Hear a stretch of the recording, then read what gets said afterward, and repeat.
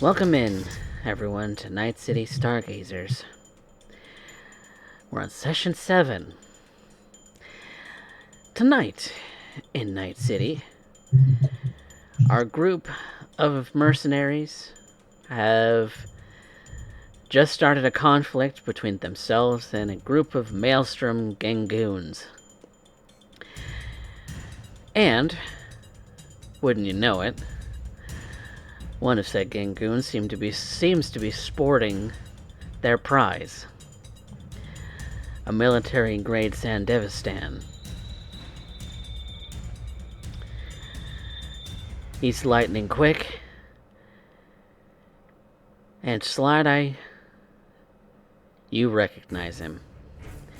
He was there the night that MaxTac came after you.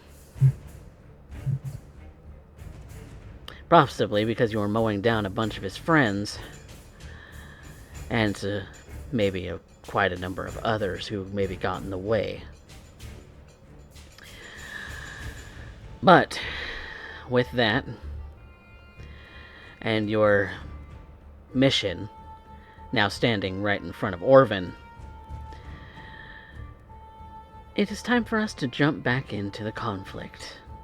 So, that means the start of round 4, I will need initiative rolls. And since Lou is away from the computer at the moment, I will roll that for her. Thank you. Yeah. Do good, please. Ooh, you got a 20 on Lulu. Lou got a 20, so she'll be at initiative 20. We had Orvan at 10. We had Slideye at 15. And Trix at 14. Now let me look at my class this time. roll some initiative for my goons.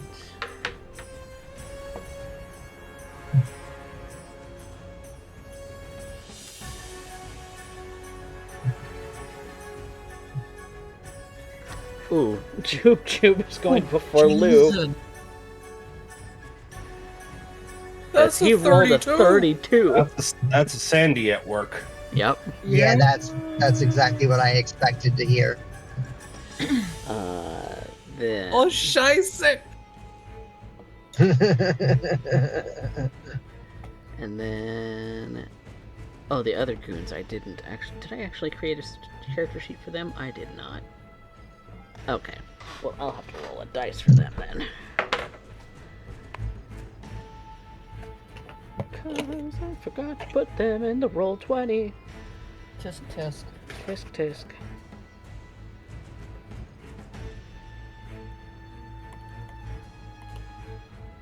And how much? Yeah. Ah, yes. The shield is currently at 9 more attacks that it could block.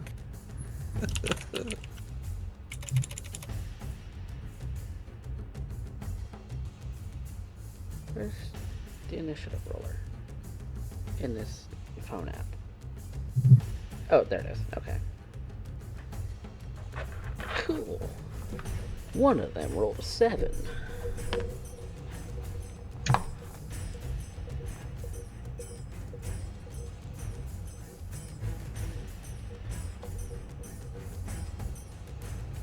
The other rolled a 3.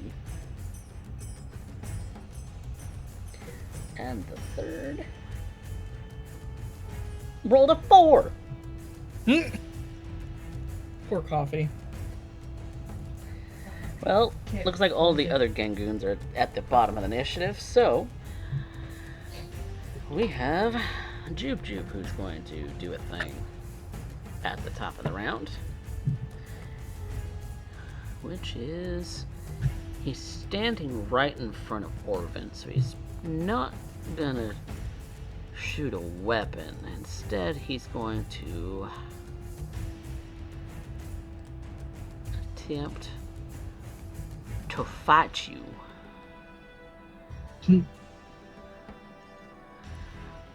Since it is a melee, since it is a more of a punch that he's doing to try and knock you out, you do have the option to dodge, even though you don't have evasion or dexterity 8 or reflexes 8. So, Alrighty, and what would that be? you would roll evasion. He is going to roll brawl, and it is winner is the defender wins tiebreakers. Alrighty. So he's rolled a 17. And that is a 20! You successfully evade. I believe Oh, scheiße! brawling is 1 rate of fire, if I remember right? I believe so. I believe it's only melee weapons that get 2 attacks a turn. Okay.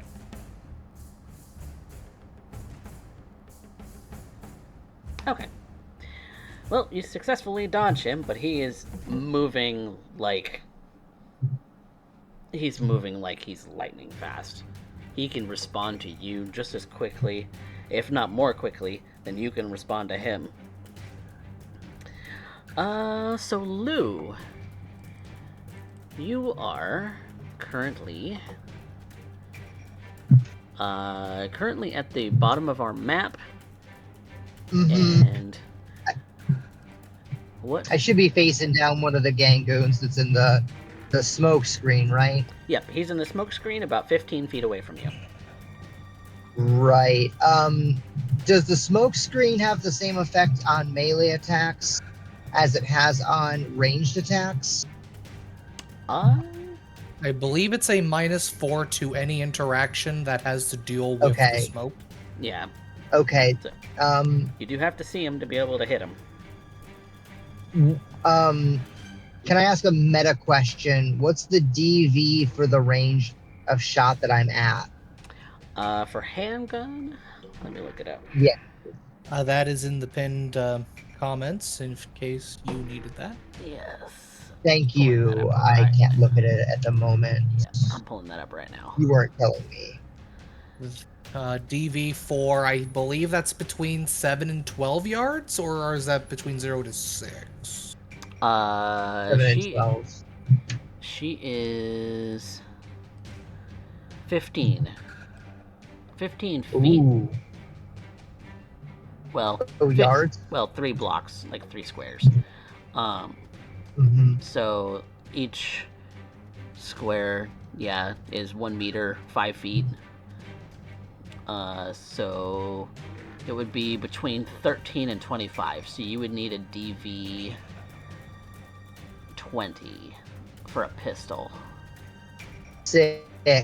Okay, so I want to get much close. Okay, so let me get like right up to the edge of the smoke screen. Okay, so that will put you 1 square closer. So that brings the distance to 10 feet, which is a DV 15.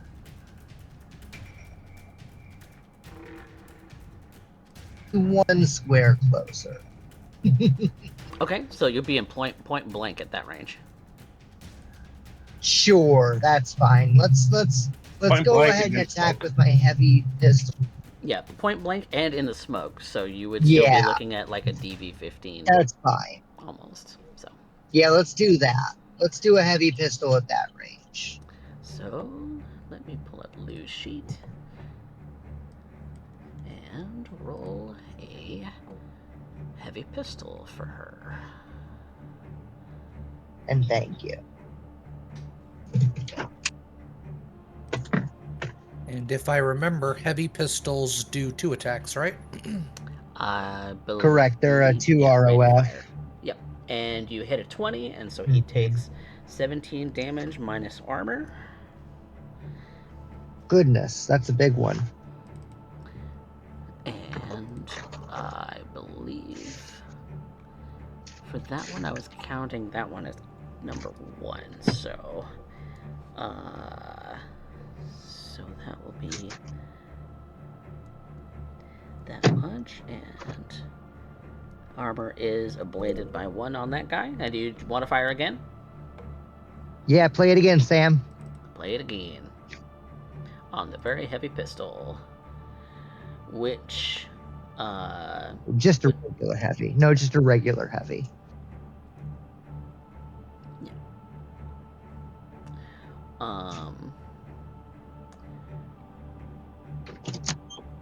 Oh, yeah. I believe that would be a miss with the -4. Yeah, the -4 on a 20 would have been 16, which is still a hit, and then 14 minus 4 would be a 10, which would not be a hit. Dang.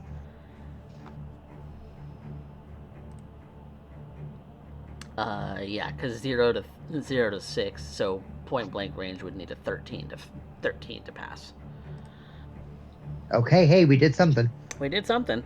We got some damage knocked off of him, that's for sure. Which is we're happy to do some damage this round. More than we could say for last round, or the last 3 rounds. or most rounds, yeah. All right. So that is 15 feet of movement for Lou. Anything else that you want to do? You've only used 3 squares of move. If you have 2 more, I believe. Yeah. If I can split my movement, how about I move towards the entrance with whatever I have left? Okay. Still in point blank of your enemy? Sure. And Okay. I'm just blocking them from moving out. Blocking them from moving out. Perfect. That only costs you 1 more Great. movement square, so that completes your turn. Thank you. Brings us to Slideye. Uh-oh. Well, I will be moving up. So if I recall, we can move double the spaces our movement number is, correct? Yeah. If you want to, it's number of, well, that I think I've been playing a little wrong, at last time, because I was considering move number of squares, but it might be double number of squares if I remember now I'm thinking about it. So if you have move 5, it would be 10 squares. Because I'm pretty fast at that point, but yeah.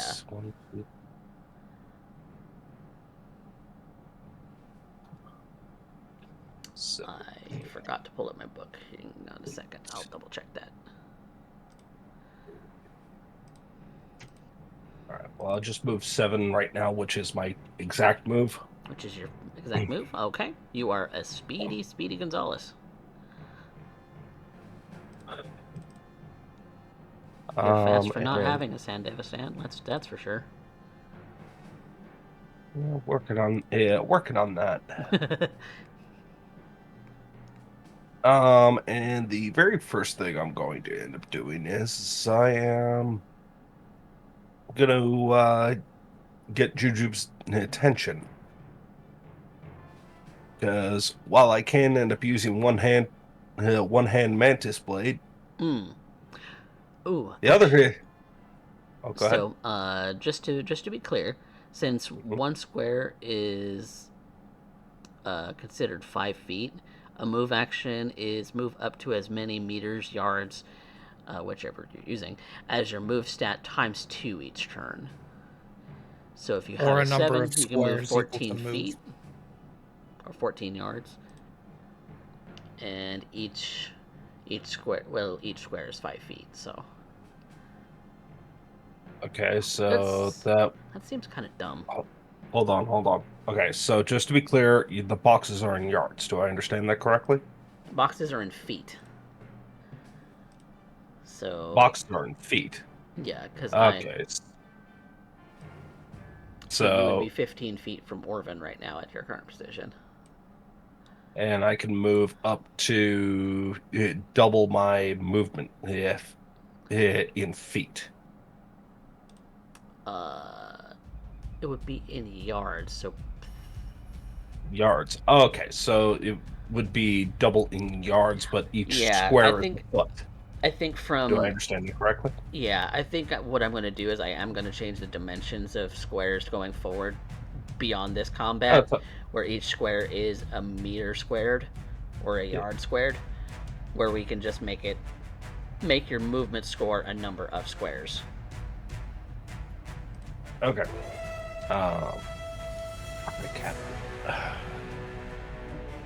But yes, continue on. I will play it like you're doing it now. All right. So if I can move in as double the amount, then I will actually then use that full movement to get on here to the side. And my intent is to get Jujub's attention. Is I'm going to skewer him and then put him right into the forklift. Put him right into the forklift by piercing him with a mantis blade. Go ahead and make your mantis blade melee attack. He can evade. Come on. I can't stop Derek dicing. No, you've got a 17. He has to beat a 17 to win. Yeah, but that 17 comes from me only rolling at 3. Yeah, which means you got good modifiers, my friend. Derek dice. He gets a 16. You land a hit. Ooh. The hit does not penetrate armor, though.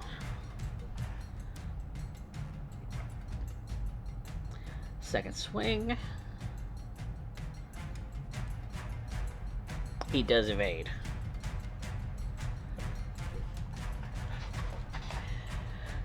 What? That's my turn. That's your turn. You did get his attention, though. You're swinging at him with a sword, essentially, sticking at your arm, and he's looking at you like, "Ooh, this is going to be fun." All right, we are to our netrunner, Trix. All right. First, she will tell everyone of the comms that she cannot move,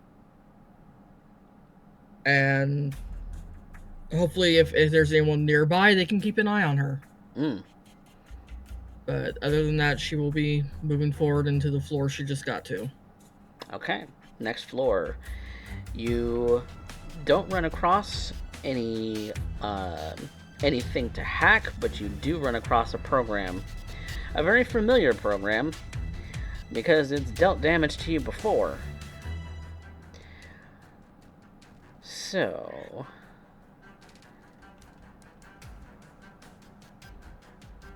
it does 2d6 damage to you. And I do still have armor up. You do still have armor up? Okay. Yep. Because this thing deals damage directly to you, not to programs. But a program can defeat it. Yeah. So I just got this open too. So armor mitigates damage, right? Yep. Lowers operating damage you will receive by 4 as long as this program remains rezzed. Remains active. Okay. Then that would be 8 damage minus 4 would be 4. And your deck seems to catch and get a little overheated. And if you're not careful, you're going to take damage every turn as a result of it burning you. Yep. Yep, that's exactly what... that burning pain in the back of your neck. Yep. Whoever's closest to the door probably hears her squeak in pain. Now, you can attempt to just run past this program and get onto the next floor, which is going to require a hack. Or, do you have an attack program that you can attack another program with? I've got sword. Okay. So, or you can spend that action and try and destroy this program. I think I'm gonna take a swing at it to see if I can actually hit it. Okay. So it is, I believe, it's your program versus its, which is a D10 plus 2 because it only has 2 defense. Yep. So it'd be my interface plus the attack of the program. Yep, the attack modifier for the program. So Ooh. 10. So what's the that's your total number is 10? Yep. Okay. Yep. Then it beats you. You don't land a hit on the program. You can try and hit it again with a second net action. Yeah, I'll do that because otherwise this thing's gonna keep trying to damage me. Yep. 8. It also got an 8, and defender wins tiebreakers. Well, I've got one more action, so I'm gonna swing again. Going onto this floor was one of your net actions as well. Oh, alright. It didn't require an interface, but it was a move to another floor. Fair. Alright. Well, shit. Yep. Since you cannot move in meat space, then that brings us to Orvan. Wonderful, wonderful. We're gonna try and shoot Juju. Okay, at point blank with a pistol? Yep. Okay. Because that is the best thing I could possibly do right now. And he can evade. He has the ability to. First attack, go. Oh, that's a 9 on the hit. I'm not even gonna bother. Yeah, you just whiff evading it. that. Yeah, he doesn't need to evade. You missed. For Fev's sake. Dice gods, come on. Okay. A 14 will be a successful fire. And a 7's not a successful evade. So, well, but 5 damage pinks off his armor like nothing. We're allowed to move after firing, correct? Oh yeah, you can split your movement however you like. And is it number of squares, or how are we doing it? Yeah, we're doing number of squares equal to so that's twice your move score. Oh, for this combat, it's twice the move score? Yeah. So Slideye can move 14 because her move is 7. If your move is 5, that would be 10 squares. 3, 5, 6, 7, 8, 9, 10, 11. Because he has a movement of 6 on Orvan, we will move 11 to block the potential person from getting at my charge. Aha. Fair enough.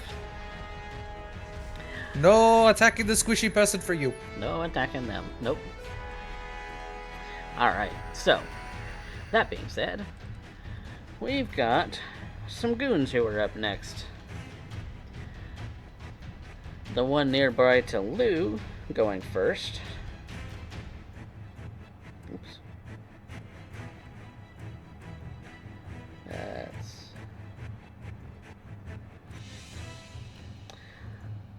They are going to attack with a very heavy pistol. Which I believe the very heavy is only 1 attack, if I remember correctly. I think so. And a 12 at that range, though, is not going to hit. So that's that for that guy.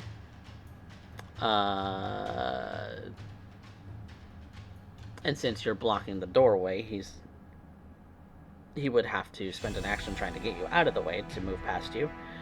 But he doesn't have one, so he's not going to do it.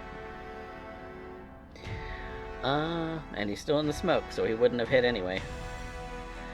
Then we have this friend up here at the very top, who is also going to fire a very heavy pistol at Slideye this time. Which a 15 will be a success. Slideye, you can evade if you need to, if you would like. I believe you have the dexterity for it. Or reflexes for it. I forget which one it is. There you go. Ooh, yeah, an 18 is going to make a miss. So that's a success on your part. And then we have the individual down here by Orvan, who is behind cover.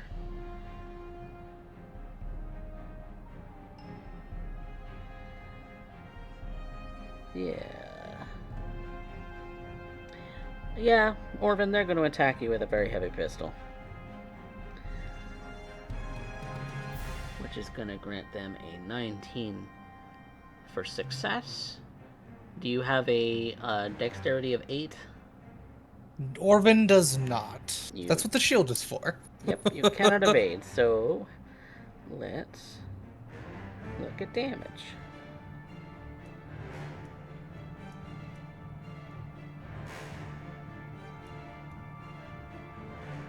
Hang on. What's the damage on this? Oh, that's 4d6. We'll just roll it from here.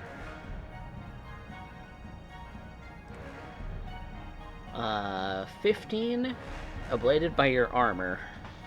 And then absorbed by the shield, dropping it down to the next thing. Only 8 more attacks. What was the armor? What was the armor score on the shield? The armor the ranking? Or stopping shield power? has a 10, but it does absorb all attacks coming at it. Okay. But only if I can see them. Okay. Yeah, you can see this person. So if someone were behind me and shooting me, then it goes through normal armor, but because of the shield, it takes everything at the moment. Okay. And your shield is now down to 9 stopping power? 8 of 9. 8 of 10. 8 of 10. Because Okay. it started at 9 because I took 1 hit from Joob Joob. Aha. Alright. So we're on to round 5. We're going to roll some more initiative. Woo!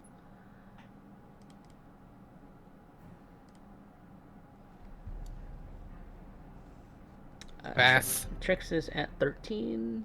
Orvan is at 6 now.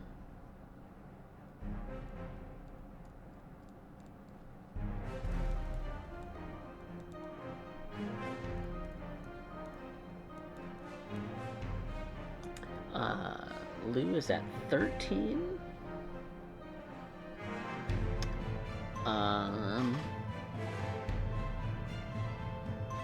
Which you have the same reflexes, so who would like to go first?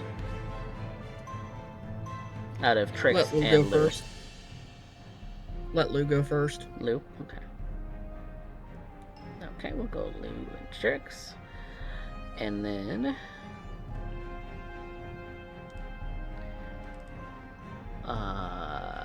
and then Slideye. And Slideye's at 15 again. Okay. Okay. So let's check out the goons. One of them's at a 7. Okay. It's the same one at that rank.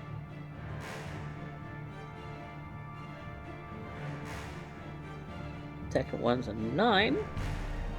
So he actually moves up. Nice.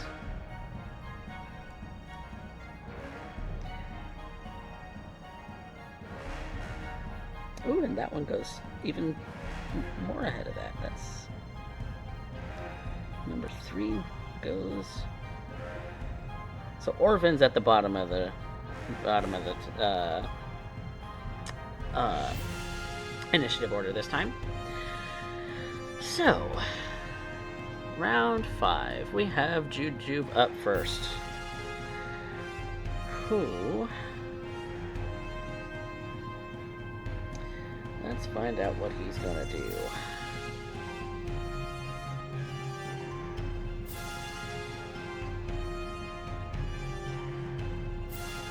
Okay. Yeah, Slideye. just going to take a swing at you with his very metallic fist.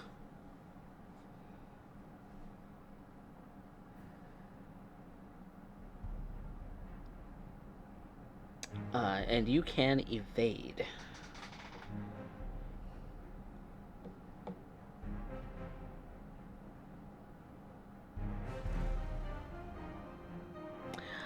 Uh, 19 versus his 21 is not going to succeed.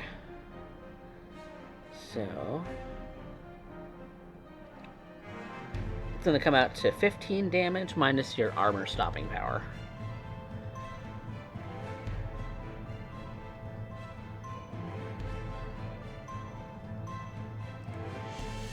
And that'll do that. What's your HP at the moment? 46. 46. Not bad. Not bad. Still hanging tough. But he's full focused on you now. So you have his attention like you wanted. So Slideye, it is your turn up next. Well, one good turn deserves another, but who am I kidding? This ain't gonna do anything. 22 swing, 16 points of damage. Okay. So you swing at him with your blade. And he's going to attempt to evade, which he does not succeed. So you hit him for 16 minus armor.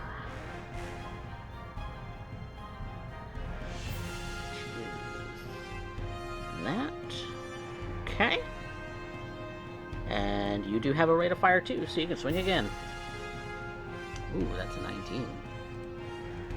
Ooh, he evades that one though. Yeah. And he's like a blur. You've never seen people move this fast. Even his punches when he's swinging at you is like watching the after image of something go by. Are you moving anywhere? He's still moving. He's not pinned into the forklift. No, I have no intention of going anywhere at this point. Okay. I'm just waiting for recognition to kick in. Yep. And because he has those replacement eyes, it's not like you can look into his eyes and figure out if he's recognized you yet.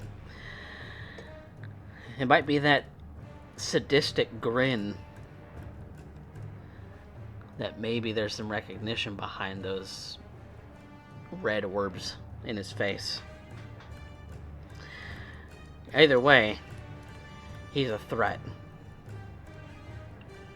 Which brings us to Loup, welcome, Amber, to your seat.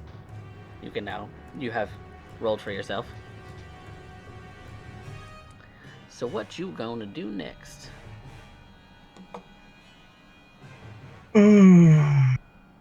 Yeah, second verse, same as the first. Alright. I'm gonna shoot this guy at point blank. Alright.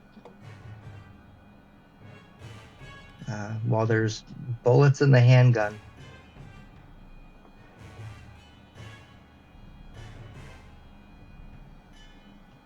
Alright.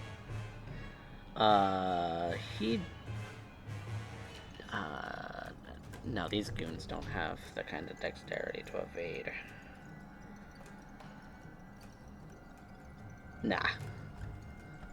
No, so that's gonna be 13 damage minus armor on...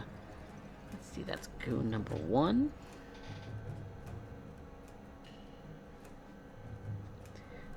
So that's going to be...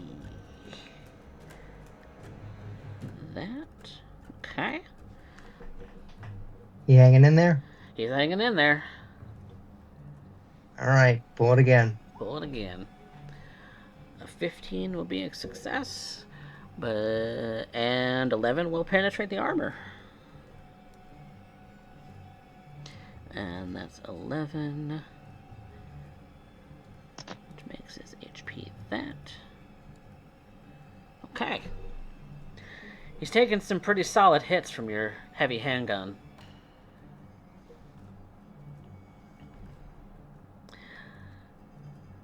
Moving anywhere?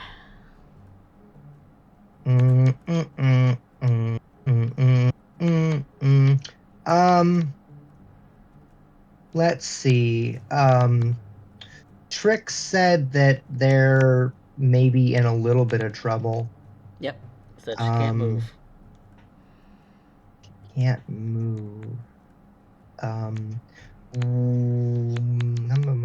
So she's maybe pinned, or maybe something's got her caught. You're not aware of the situation just yet. What is the space between us? Is that within my move is 7, so like I can move that and in one movement, right? Yeah, you can move easily to her. doable. That's easy. I want to move like to where I can see her. So let's do like this. How about that? Yep, you can see her. You can see that she's leaned up against the wall. Standing. Just no. Yeah, and I'm like, what do you mean you can't move? Trix, you can respond quickly if you'd like. Yeah. Program got me. I can still move within the net, just can't move physically. Weird sensation, isn't it? Also, keep an eye on me, because I've already come across something that's tried to set me on fire. Again. Which would be the amount of time that you would be able to spend in this turn talking. Yep. Which Trix does bring you to your turn. You got a program that's setting you on fire. She's going to make a run for the next floor. Make him run for the next floor? Okay. Yep. That is going to be a DV8 password hack. And the roll. Hey, there we go. Okay.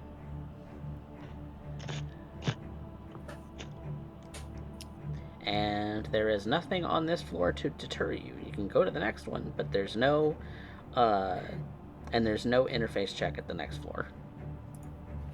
Yeah. She'll continue on as far as she can go. Okay. For your second net action, moving to the next floor, you do run into another program. Which is an anti-program program. So it is going to attack your armor. Alright. For 4d6 damage.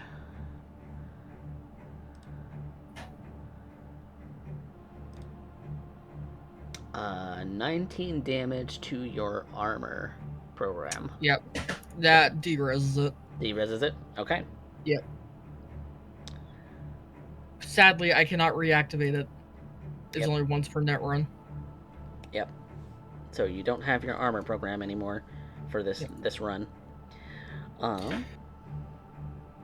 But that is that program's turn as far as this floor goes. So you have a third net action, I believe, if you'd like to take it. Yeah, I'm going to take a swing at the program, just because you took up my armor. How dare you? All right. Ouch! Ouch! But it also crit failed. So, which also brings its defense to 0. Congratulations, you traded. So you attacked it for 0 and it defended for 0, so nothing happens this turn. Failure beat failure. Insert that one Spider-Man meme. Exactly. Well, since your movement has been reduced to 0, you cannot move in meat space at this turn. So, after Trix, we've got our goon friends. So this one in front of Orvan is first in line. They are going to make an attack roll.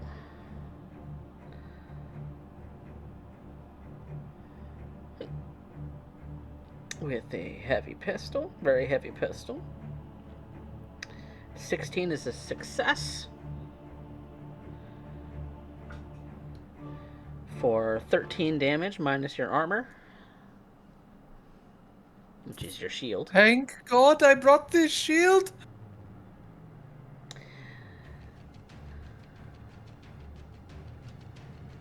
I think they're also going to attempt to climb into the truck since it is unlocked.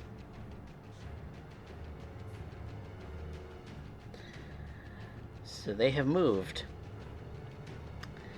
After that is our number 2 friend up here by Slideye, who is again going to take another heavy pistol shot. If I can get an evasion from our lovely Slideye.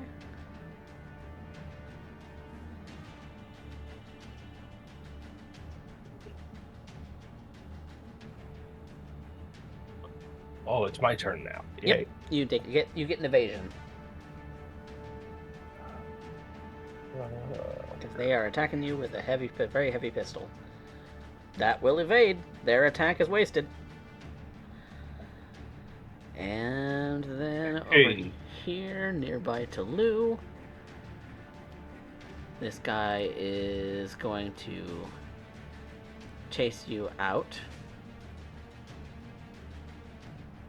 And again, fire a pistol at Loup. And no longer in the smoke. And Loup, you don't have a body or a dexterity 8 Reflex. or reflex 8 to. No, I do not. No. Okay. So 19 is going to be a success. And that is 13 damage minus your armor. Got you. Okay. That completes round 5. Wait, don't I still have to go? Oh, yeah, you have your last turn. Because I rolled poorly on initiative. Yes, you were at the bottom of the round. Also, Sam should probably get a turn this round since old boy did sort of enter the van. He did enter the van, and he's definitely noticed that that I was willing to let him sit in the van for the other round. Yeah. So Orvan, you'll go, and then Sam will go. Thank you. Sam will always go at the bottom of the initiative. The very bottom of the initiative. Orvan's gonna run up, and due to it being point blank, we're gonna shoot at the ganger again. Okay. With a, "Oi! Get out of the truck! It's not yours!"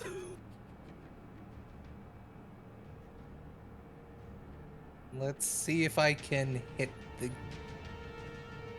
An 11 is not going to be a successful hit. Pings off the armor. Yay. Second attack. Come on, dice gods. That's an 11 again.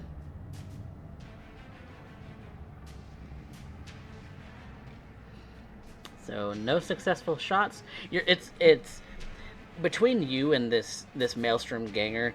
The interaction kind of goes where you're attempting to kind of rip them out of the seat, but you've also got your gun in your hand, and the shield. So it's like and your shield, and so you're kind of fighting with them and their weapon, and so you've got guns next to each other, side by side heads, and you've popped off a couple shots, but you've actually shot into the upholstery of the van, and they're just kind of laughing at you because you're a fucking idiot for shooting in this kind of environment. That is what that looks like. Sam, what weapon did I give him?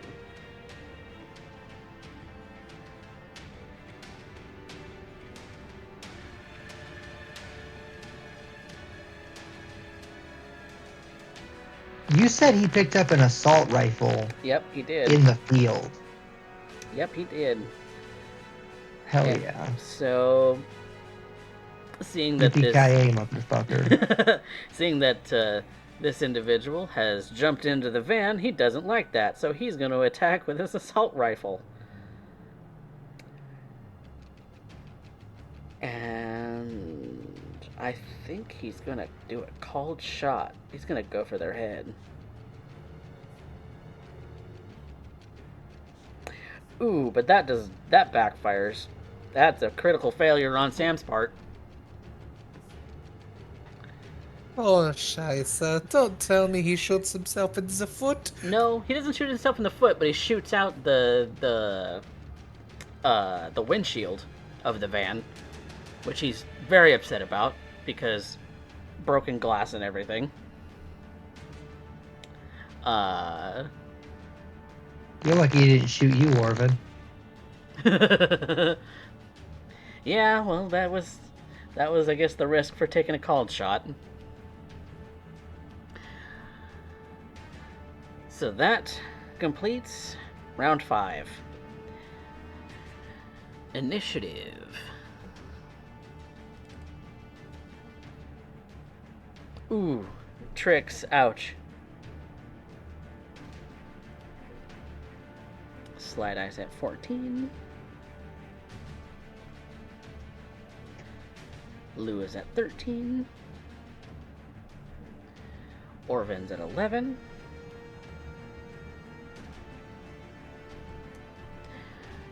We've got Jube, who's at an 18, his lowest roll so far.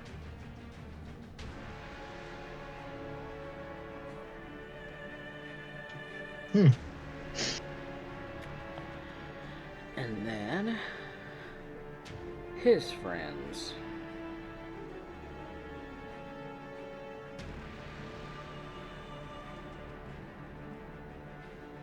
Number 1 is at a 7 again. This guy does not move very fast. He rolls the same number for 3 turns. Ooh. Goon number 2, though, goes before Jube does. At a 23. Shocking. And then number 3 is on a 12. Wow. Alright. So we've got friend number 2 up here by Slideye going first.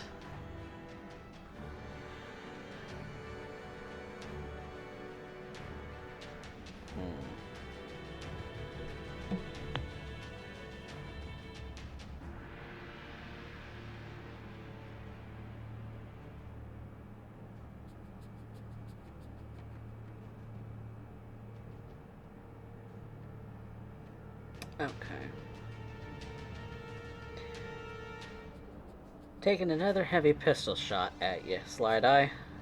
So if you want to evade. And a 14 will be a successful shot, but a 16 evades it. So you are very slick, avoiding this guy's fire like you can read his movements very easily. Which is his one action that he can do, but he's gonna...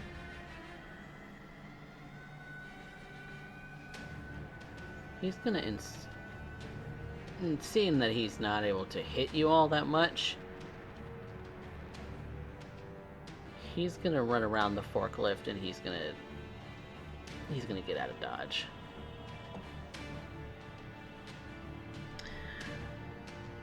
Which is his movement, and then we come to Jube's turn.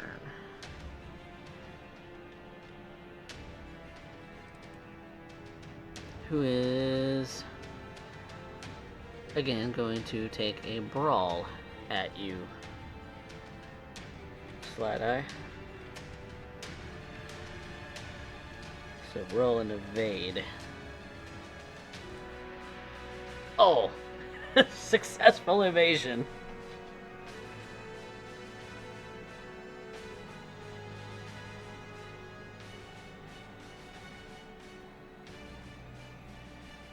Okay. Well, that's his turn as well. He's kind of looking at you a little really menacingly. Like the kinds of looks that you used to give. Just enjoying himself way too much, even with the amount of whiffs that he's had and the number that you've had versus each other. This guy's gone wacko. So that brings us to your turn, Slideye. Well, can't help but smile back. Come at Gotta me, get bitch.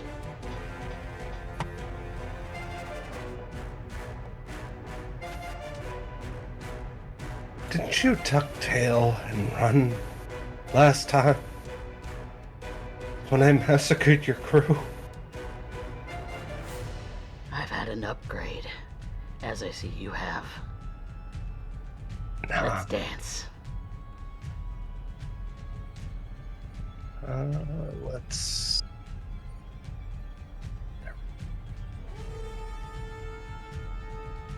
Okay. 12 might not do enough damage. Oh no, I already hit him once. So. Ah! Yeah, sadly. Go for round 2.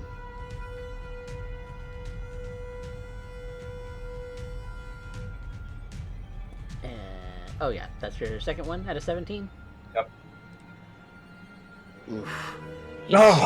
He's slick. The forever war going on here. Oh yeah, it is. I did say it would be tough. Alright. That brings us to Lou. Yeah. You know what time it is. Mm-hmm. You're out of the smoke. There's no more penalties. Absolute Mont. Critical situation. We're gonna put this guy down. Get him.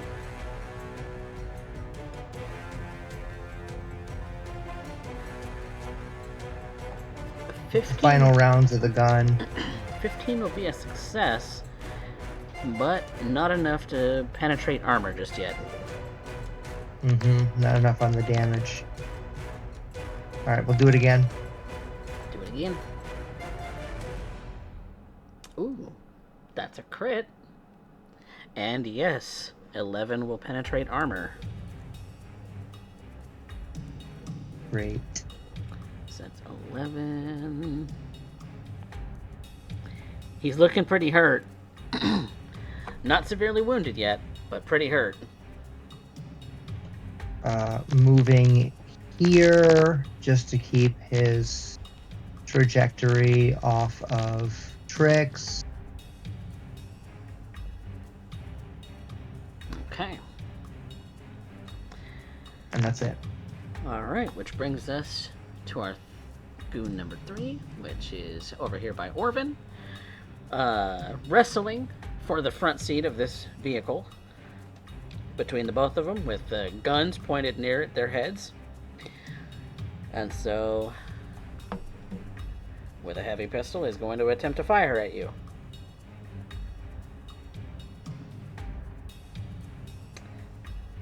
And that's going to be a 22 to hit, Orvan. Woo. For 11 damage minus armor. I'm gonna have to change out this shield later.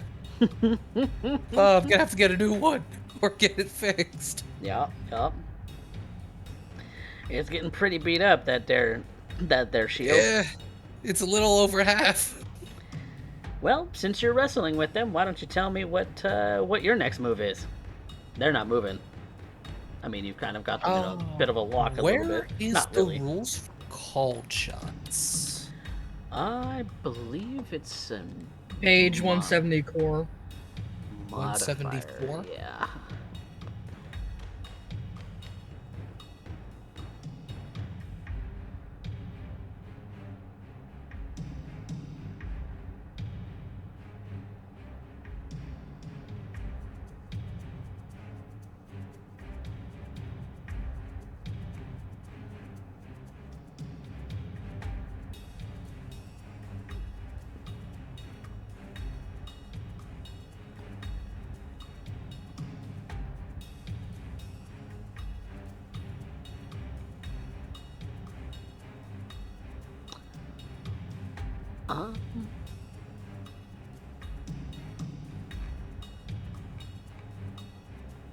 I'm not seeing anything with a quick look, so I'm just gonna shoot him normally. Just do a standard shot. Okay. Yep. While trying to pin him in the vehicle. At least he can't move much. Not much. 11. Another 11! That is not a successful hit. Okay. This time, we're gonna put 3 luck into the second shot. Okay. So let me take that from my sheet real quick. Because I would really like this guy to take a hit, please. That'll bring it to a 14, which is a successful shot at Indeed. at 11. Does not penetrate armor. F.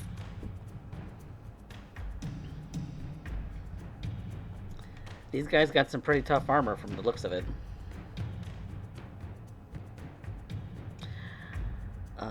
So that's Orvan's turn.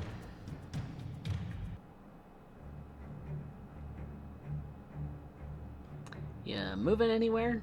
Like out of this guy's way? Not at all. If he wants out of the truck, he must go through me. Well, the van. Or through Sam. Because that is an option. So, this guy over here by Loup is seeing that Trix isn't moving, is gonna take a heavy pistol shot at her, which is gonna be a 20, which is a success, I believe. Yes. Hang on. Thick. Measure the distance. Distance is 20 feet, which, yeah, would be a difficulty 20, so yeah. It just met it. Just misses me too. I was trying to stand in the way. Ooh. That's a 21 damage on a critical injury inflicted. Oh God. no. Okay, so thankfully I do have a little bit of armor. Yep. So you said that was how much? 21 damage minus your armor. Alright, so critical that's gonna be injury is 11. inflicted. Oh no. That's on 187. I have the page open. Oh, you do? Okay. Fantastic. Oh yeah, I've been eyeballing this list all night. Okay. So I roll 2d6 and I determine what that injury will be. Christ. Injury number 12. A dismembered Coffee. leg. The leg is gone. -6 to Fucking move. hell. You cannot dodge attacks. Base death save is increased by 1. You lost a leg. You shot Well, your I guess whole someone's goddamn calling for leg the off. That is going to require surgery to treat. Yeah. That's literally the worst thing on the list. Yeah. It is. Coffee. My Colored bad. wine. My bad. Good boy. You already couldn't move. Come on, dog. So your base movement is now down by 6 to a minimum of 1. So your base movement, even after this hack has worn off, is down to 1. I'm so fucking upset right now. I'm sorry. I didn't mean to do it. Coffee. I didn't mean to. This guy is just upset. He saw that you were you're a wounded animal and took the shot. Yeah, and I'm the one that let him out here. I have words for you too, but at the same time.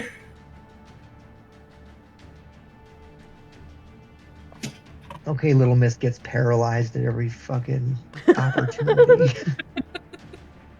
I gave you cocaine. Why didn't you do the cocaine? You could have done cocaine, okay? It wouldn't have helped in this situation. And then I believe this guy up here didn't move. Or Cocaine did he already always take helps. his turn? Mm, I don't remember if he's Oh, taken his which turn. guy? forklift guy? The one up the up. He shot took at his turn. Slideye, By the forklift. failed, and moved around. Okay, so Yeah. all of my goons have taken their turn then, which would bring us to Trix.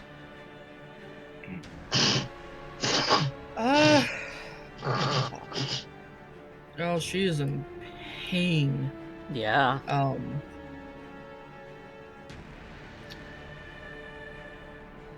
Hang on, does that do anything to me in the fact I'm connected to the net, actually?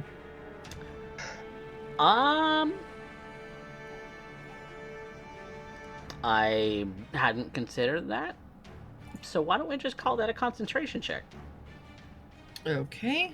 Since there's a thing for that. Yes, I'm trying to figure out where it's at.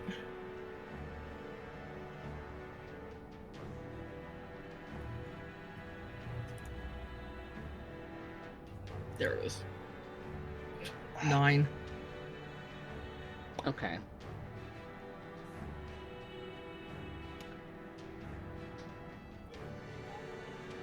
For now, in assessing your situation, you're facing down a program that's going to next attack your attack program. And you just had your leg blown off. Yep. You know, at an appropriate place along your leg. You're feeling very trapped because you couldn't move before and you can definitely not move now. Mm. Yeah, I would say your concentration's a little shot. Yeah.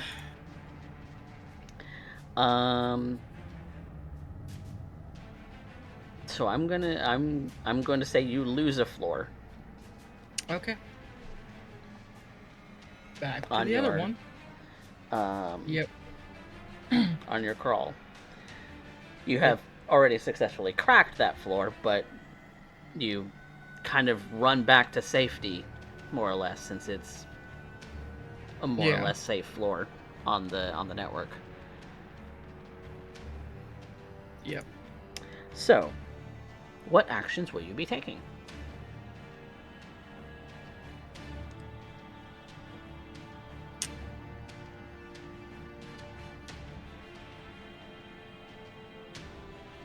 Lou, can you get this guy? She says between screams.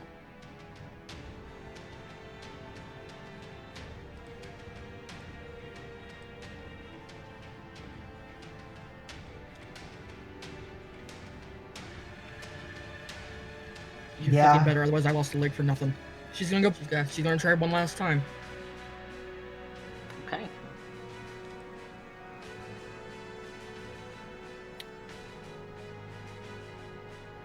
And can I just run past this program, get to the next one? You can attempt to, but it's going to take a swing at your sword. Yep.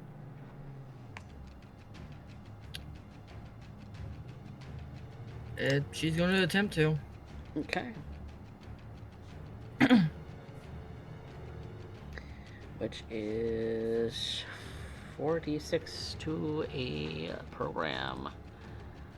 Oh, it's gonna knock it out. It's got no res to it. Basically no res. Yep. Yeah, 13. Yep. 13 health. It deactivates it. Deactivates your sword program, but you run into a wall that's locked. It's behind. You have to crack a DV8 file in order to get to the next floor. She's gonna try. Nope. That is one net action. Technically two, because I got back onto this floor. Back onto that floor. Yep. So you can take your third and try it again. I'm gonna try it again. There we go. That's a success. You've cracked this floor and you feel safe now. Yep. Okay. Which That's all brings I can us do. to Sam. Definitely hearing a lot of gunfire, definitely hearing some screams and shouts, definitely not liking what he's hearing here. He is again going to take another shot. This time not a called shot. Just a shot at our good friend's head with a rifle. Ooh, that's a good shot. That's a 23. Let's see how much damage that do. 16 minus number 3's armor, which is going to penetrate armor. Congratulations, Sam.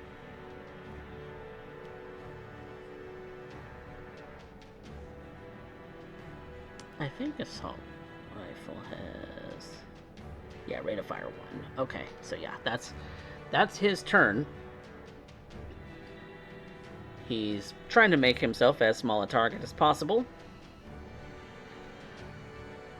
But one can only do so much in a van. Which brings us to the top of round 7.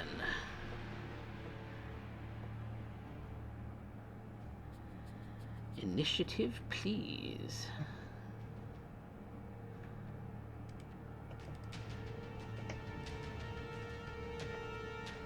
Ooh, Slideye. Look at that. Ooh, That's a crit a number. -3 from Trix, but a crit from God bless. Slideye. Okay. God bless you, Trix. So Trix skips a turn. Not Well- like I could move anyway. She can't move, you know. But Slideye, you're gonna go first. Jube is up after you. Looks like me and Lou rolled the same.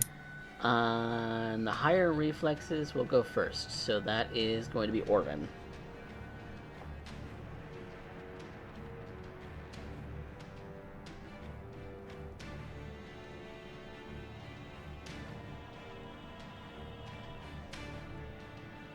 Okay.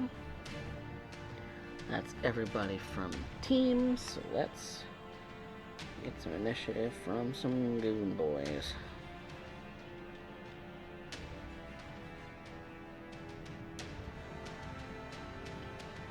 Number 1 is on an 8, which isn't much different than what they had been doing. Number 2 is also on an 8, so they'll go together. And number 3 is on a 20, when they'll go after Jube. Okay. So, top of the round, Slideye. All right. Well.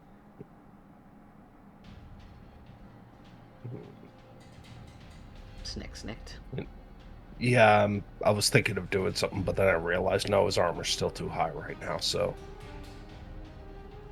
22, Ooh. but only a 13 for damage. But that does penetrate armor.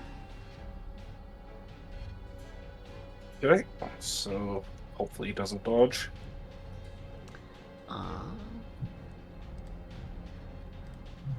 Oh, yeah.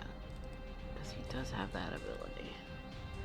Nope. He's You got the win. Sandy, so the chances of him dodging are pretty good. Nope. You won on that one. Okay, and This I son of a bitch will. is a tough motherfucker. I am spending all 4 of my luck. On the next round? Okay. Yep. Round 2. Oh my. Oh, no. That would have been crit damage. But also... but on a crit fail roll. Oh. Yeah, he evades that second one like he has been. Hmm. In fact, he grabs your blade arm. And, well, it's not his turn yet, so he's not actually putting any pressure or forcing an attack or anything. But it's like he caught your second swing and is just staring you down with those evil red lights.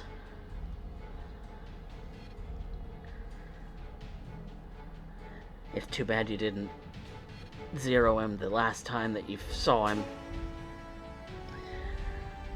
But at least you get to now. At least you've made some headway. He's fast, but you're fast too. So it is going to be his turn. Since he's got you by the arm, he's going to attempt to do some kind of maneuver. And what does he get to do?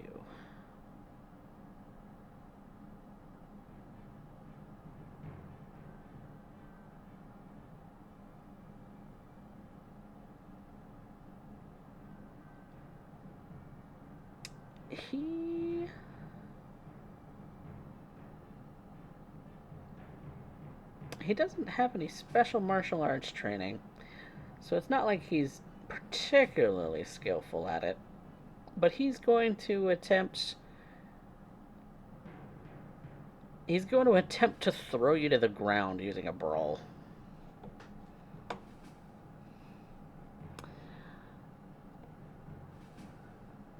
So you can evade.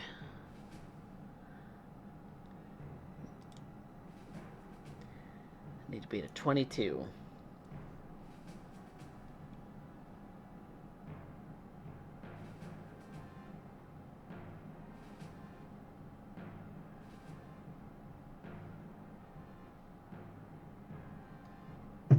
Slideye.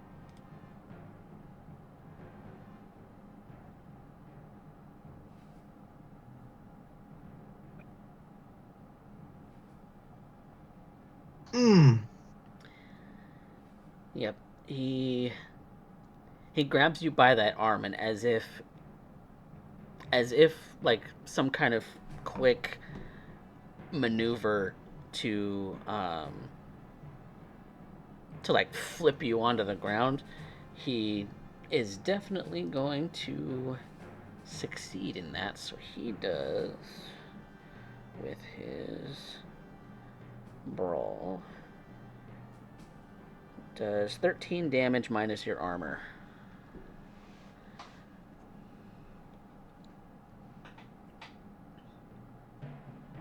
And it's not like he has you pinned on the ground, he has just knocked you. He's just flipped you over and you're, briefly on the ground, but you can quickly get back up.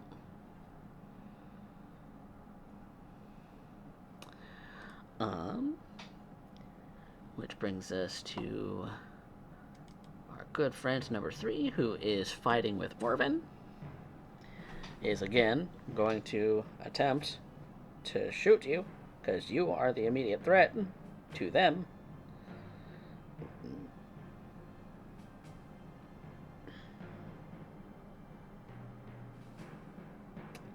Which is a 16 to hit.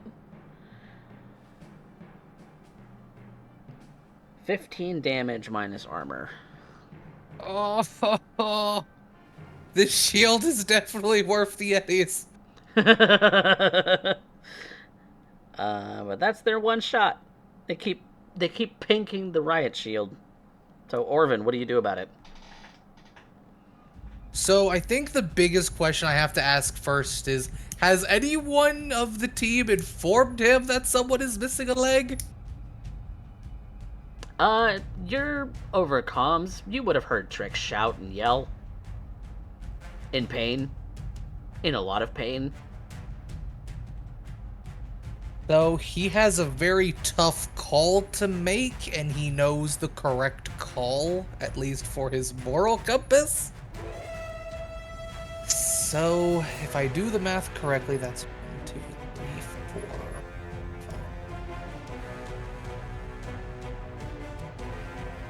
He's going to use pretty much all of his movement, and he's getting over to Trix. Okay. And then he sees the leg. Oh. Okay. I can handle this. And we are... I guess first things first would be trying to get her some extra health. Then he's gonna do something on the next turn. Okay. Where is...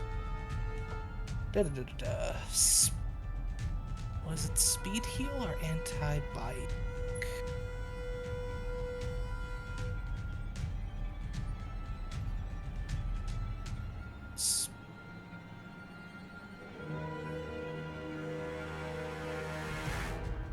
Yes, okay. Okay. So his action is going to be injecting Trix with some speed heal. Okay. Which Trix will then need to... I'm pretty sure this is her rolling it, not me. They will gain HP immediately back equal to a roll of their body plus will. Okay. Okay, you said body plus will? Correct. I'm not sure if that's a roll or just a flat thing, because I think that's 2 attributes. That is Yeah, two that's attributes. 2, yeah. So, I guess I'm rolling 11 d10? No, I think that's No. just you get 11. You get No, 11 I'm getting points. it back. Anyway. Yeah. You get 11 health points back.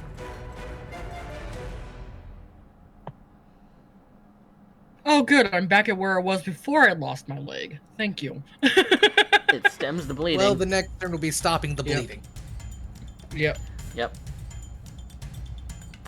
Yep. That's Orvan's turn. All right. And Orvan, just by looking at it, you know that reattaching a limb is going to take surgery. Period. Luckily, he's trained in it, but he doesn't have the time. Nope. That is an hours-long procedure. If he had the time, he could do it, and he knows it. But right now, training's kicking in. He's saving a life. Yep. Which does bring us to Loup. You see Orvan dash over and just punch an air hypo into Trix. Good work, Mad Boy.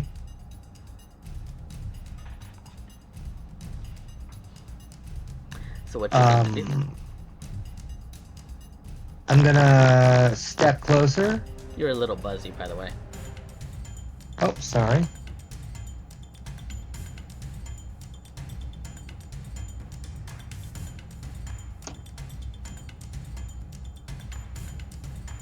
Gonna step closer Okay. and I'm going to attack with the vampire. Okay. So a bite attack it is. A bite attack it is. And I am going to deploy. It is a 2 ROF. Yeah, so I guess whichever one works, if it works, I will deploy the poison as well. Okay. So you have your vampire teeth is a 2 rate of fire. Mm-hmm. Okay. Then go ahead and roll an attack with it.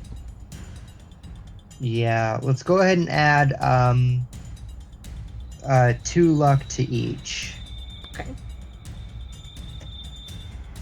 First attack will hit for 1.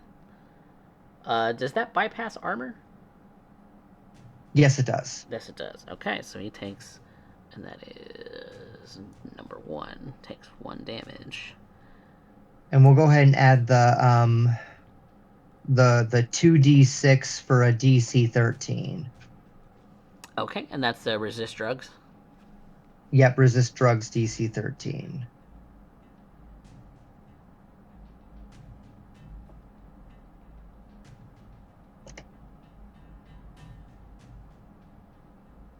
That is not a success. Yay! And go ahead and roll the 2d6 extra damage. Ooh, 6 more damage. Nice. Sweet. This guy is severely wounded. Fantastic. All right, we'll go ahead and finish the job with a second bite. Attack number 2.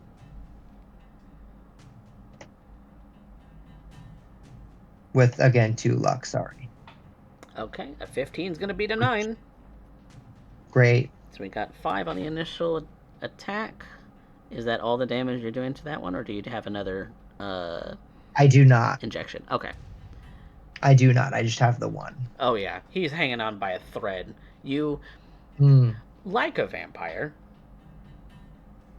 both teeth land straight into this guy's, like, jugular vein. And you know that as soon as you let go, he's going to start bleeding out. Mm-hmm.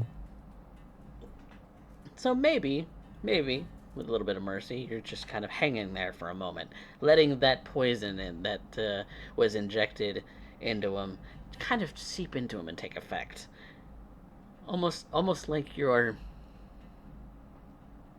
a vampire enjoying a meal, as is intended by these kinds of weapons.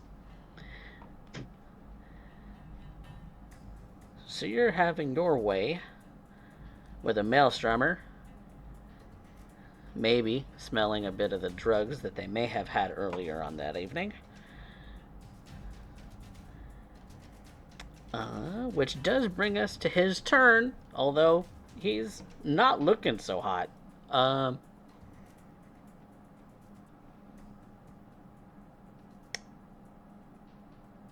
Ooh. Do the drugs that you injected him with do any status effect or anything? No, they just do damage, unfortunately. Just extra damage, yeah. We could, the vampire teeth are yeah, not we a could, very like, powerful weapon, but they do pack the ability to pack poisons in them. Mm-hmm. Yeah, we could talk later about, like, packing psychoactive drugs into him, perhaps. Yeah, that's possibly an idea. You know, there are drugs out there. Whether they would have an effect or have damage, that is completely on the table. So he's not liking the way that he's looking. In fact, let me look at him.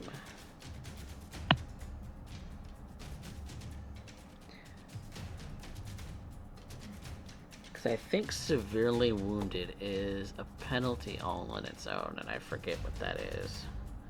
If he's on 1 HP or less than 1 HP. Yeah, but seriously wounded is less than half. Yeah, he's less than half for sure. Mm-hmm. And then mortally is less than 1.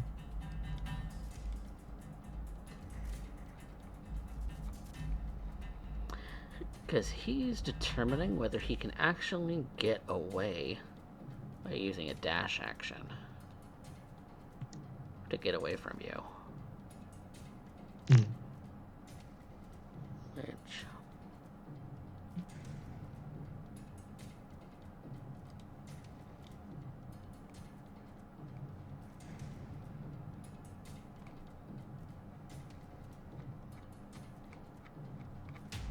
I mean, if I've got him like grappled, kind of, but not really. but not really. It was an attack with your teeth, but not necessarily a grapple, really. Mm-hmm. Here we go. -2 to all actions. Okay. Mm-hmm. Okay. So he's not impaired by... He doesn't have his movement impaired. That's what I was particularly looking at. So, getting away from you, he's just going to make a mad dash for it. He's going to spend all of his movement and his action to double move. So he's like off the map. Because his move, I believe, is... Let me look at his move real quick. His move is 4, so he'd move 8 squares, so yeah, 16 would double it. So yeah, he gets pretty far away from you. And yeah, so he gets pretty far away. Spending all of his movement getting out. And he's calling to the rest that he's fucking bailing. So if you want to let him go, you can, but you could also shoot at him if you wanted to. Number 2, which is up here by Slideye, is coming back down towards the truck and is flanking the truck now and is going to shoot at Sam. Oh, for fuck's sakes. Fucking Christ.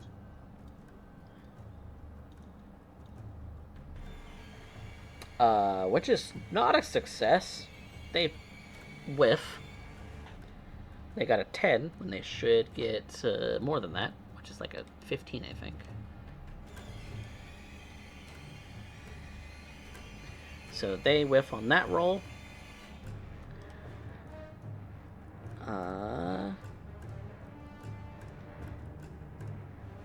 And then...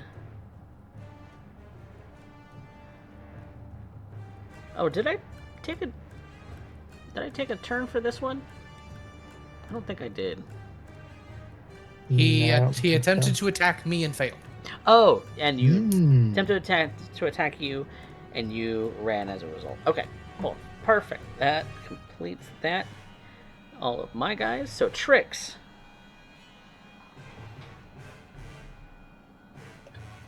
Going to move on to the floor she just got to.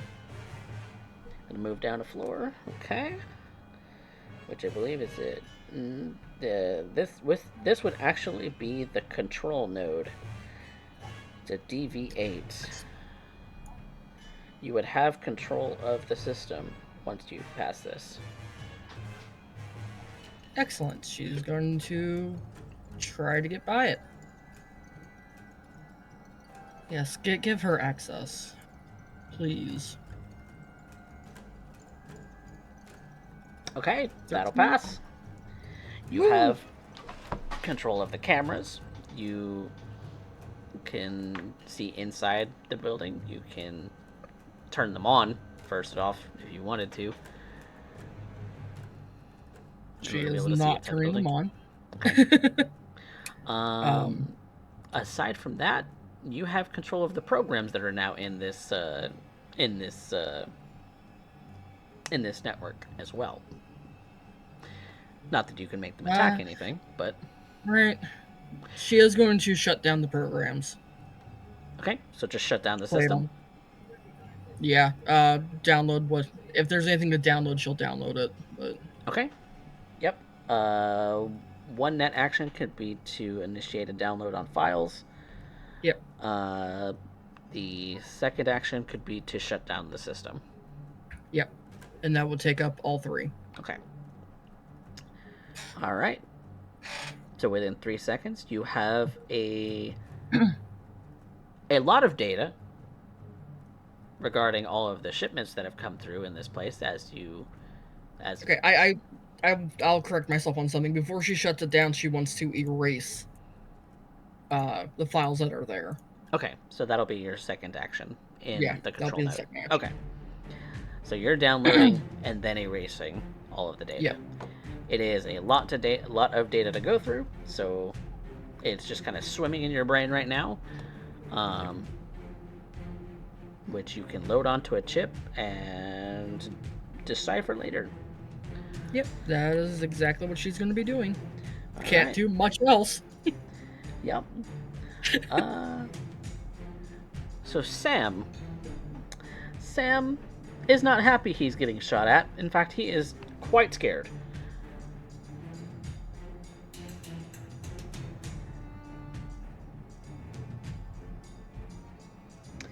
He is not liking that he is being shot at from the one direction, but he's now aware that he's more or less flanked at this point.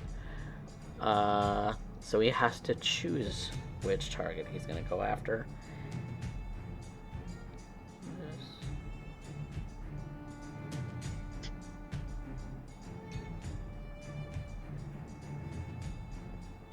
So he is going to do just that. He's going to attack the one that's in the truck with a rifle. Come on, Sam. That is a successful shot. So let's see about damage. Ooh, that's a nice hit. That's 17 damage minus armor on, I believe that's number 3. Good job, Sam. Reduce armor. Sam's really just pulling this entire team at this point. Sam's pulling the team, Orvan's patching it up. Okay. Which means that goon number 3 is pretty hurt. Not seriously hurt yet, but pretty hurt. But that's Sam's turn. He could attempt to run, but he's standing his ground for the moment. So, new round.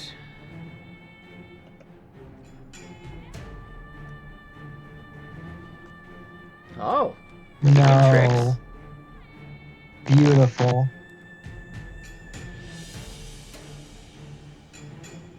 They finally decided to start acting properly.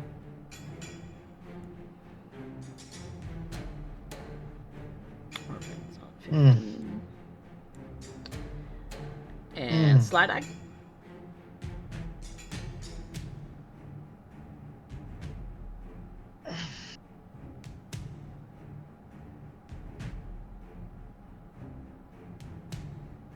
Slideye, your initiative.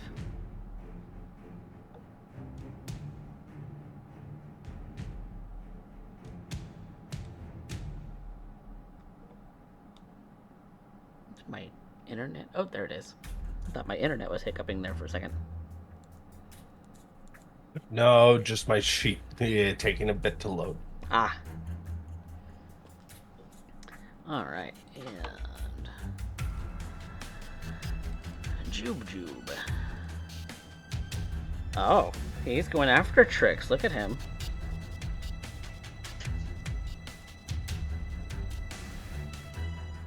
On Trix. On the 7th Devastan, still need to find the eyes and anything else worth picking up. Okay. Let's...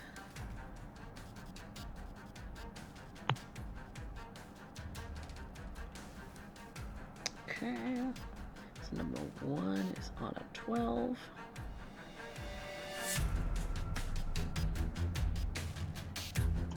Number 2 is on a 12.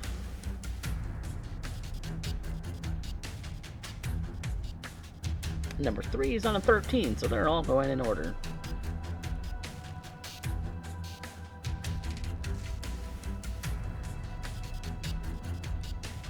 Okay.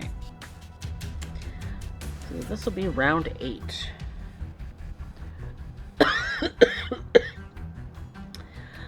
Trix, you are up first. Sneaky little netrunner. You said I can see inside the building right now, right? If you have the system still on and the cameras on, yes.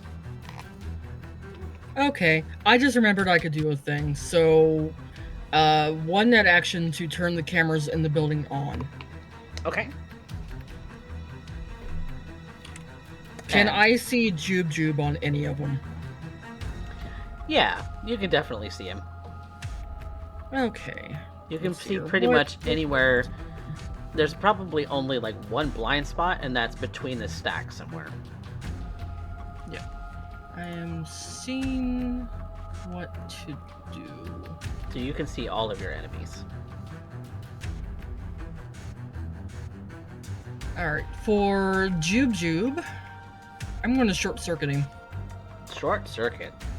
Give us an idea what that looks like and what that does. So, short circuiting, mechanically, you choose 3 pieces of cyberware. Other than an arm, leg, eye, audio suite, Neuroport, or Cyberdeck expansion. And they cease to function for 60 seconds. Ooh. What this will look like if it hits is he'll just freeze up for a few seconds. Kind of like he's legit being electrocuted. Okay. Does this cause damage or just the shutdown? Just a shutdown. Okay. So a cyberware malfunction. Okay. Yep. All right. So, this So- is going to be a DV8. To hit. Okay. And I'm going to use 3 luck. Okay. I'm just going to add that into roll bonus so you don't have to add it after. Okay. A 13. 13 is a success. He does not have black ice installed. So now you get to choose 3 pieces of cyberware. Ooh. How many pieces of cyberware is he loaded with? Let me look. And I am hoping you get what I'm getting at here. Oh, I know what you're getting at here. I know what you want to have happen. Does he have more than But does three? Coffee give us what we want?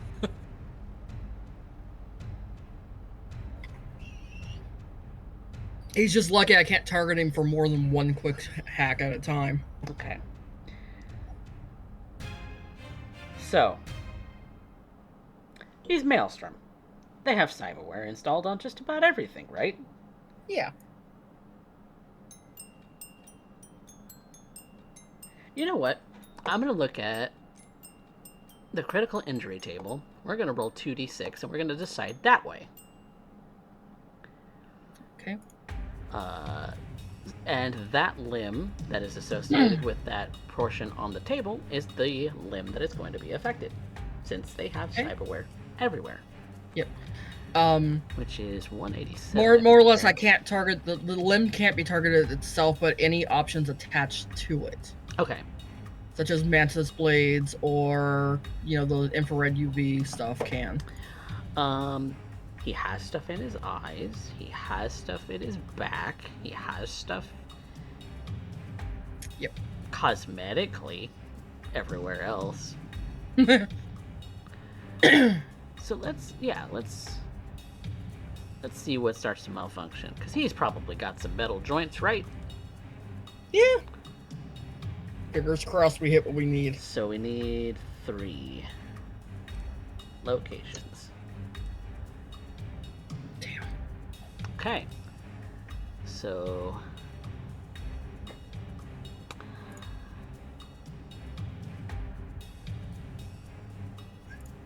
well, that one doesn't exactly apply. At the very end of every turn where you move further than 4 yards on foot, you resuffer critical injury bonus damage directly to your hit points. Well, I think that's going to be a nice one. One is going to be a knee joint gives out, and the other knee joint gives out. So he can't move. He You has know what? reduced I'll his take move it. to 0.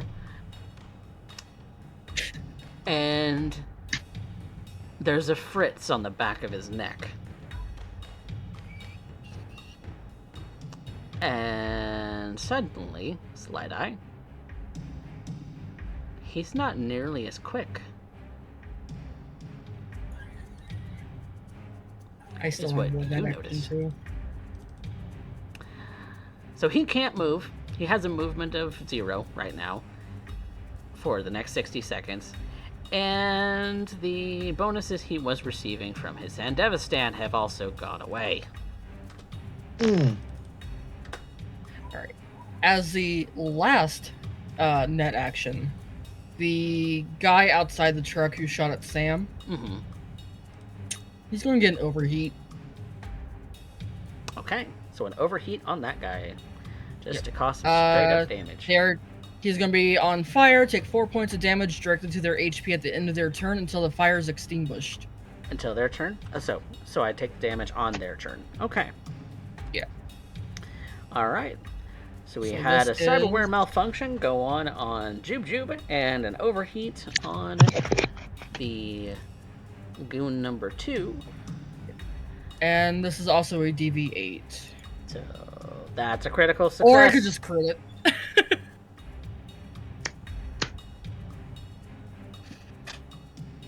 Alright. Anything else for you, Trix? You can't move. That's it. Okay. Which brings us to Jube Jube. He is... If this man had visible eyebrows, Slideye, he would be raising eyebrows in shock. Because his mouth does go a little bit agape, as if he's suddenly very nervous.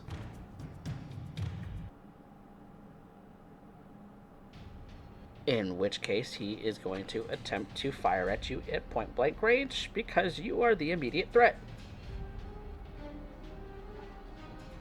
Yay, I'm acknowledged.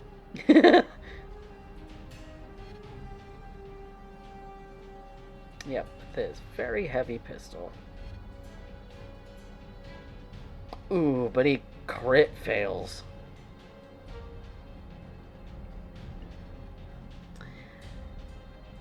Yep, he crit failed on that one, so he does not roll any damage. Good job, Jube Jube. But, yeah. The sudden electrocution may have had a lot to do with that. Some sparks came out of the back of his neck. You see some sparks come out of where you think his knee joints are. Yeah, this guy is very nervous now. And that does bring us to your turn, Slideye. So what do you do? Well, at this exact moment, I'm going to end up trying and carving out that Sandy out of him. Carve it out of him, girl. Well, it might be enough. Which... He's taking a lot of damage, so he might have lost enough armor. Which he no longer... Well, that's a melee. He can evade that. Yeah, because only his movement's impaired at the moment. He's not suffering anything else.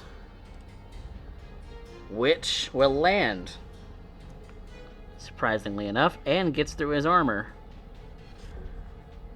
Okay, we'll do it again. So... That's not good.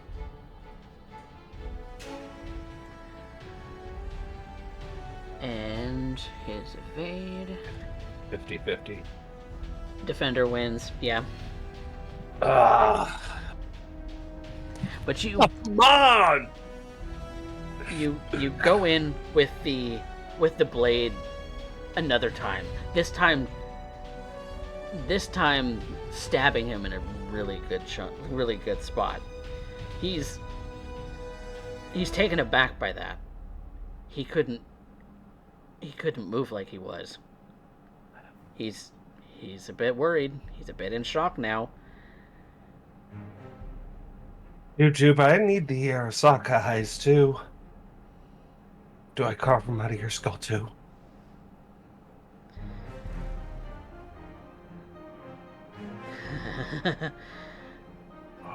He just giggles nervously. You moving anywhere? I am going... Now, just to be clear, there's only the front entrance. There's no back entrance that we've managed to scope, right? No. I am going to shift my location to stop him from escaping. Okay. Also forgot to tell you, Arasaka's going to be here in about 3 minutes. Stupid bitch. Orvan. Alrighty. Orvan is going to spend his action tending to that leg to at least stop it from bleeding and being a current issue. Because if I am correct, it is a Gannic leg. It is a Gannic leg. And if I'm correct, is it off or broken? Dismembered. So it's off. Yeah. Yeah, it's off. Then yeah, he's definitely going to tourniquet this. And Trix will hear, "You aren't going to like this. Grit your teeth." Tourniquet on leg, pull. As it tightens the tightest you've ever felt, so blood flow is completely restricted as much as possible. On the upper thigh. Okay.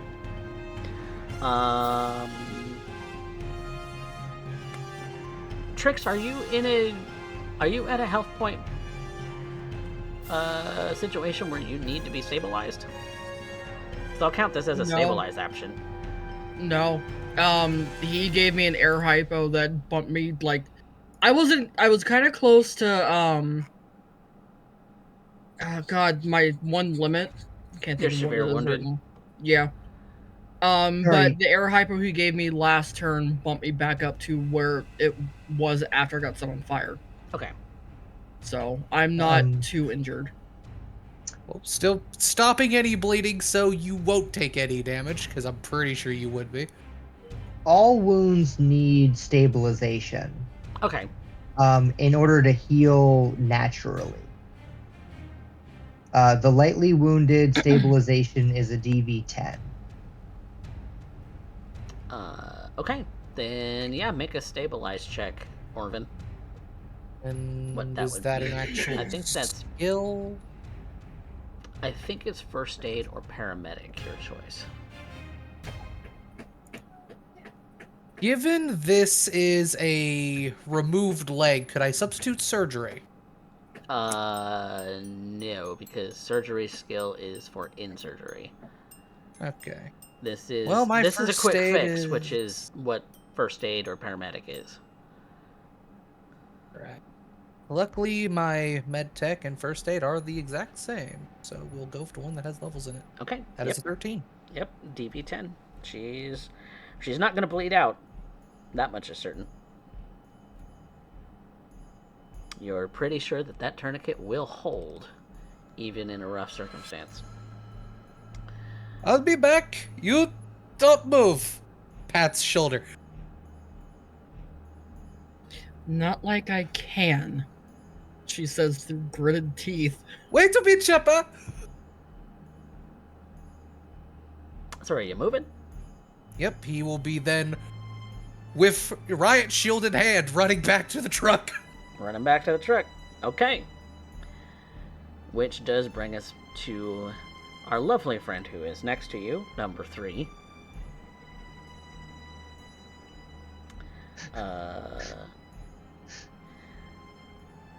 Who, in the time that you had been away, had turned to Sam and is going to fire at him.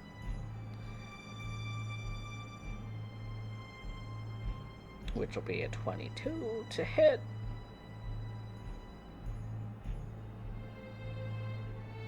Which is going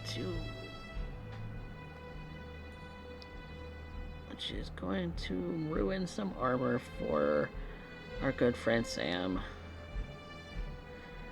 But he's barely grazed, so we could be thankful for the small things.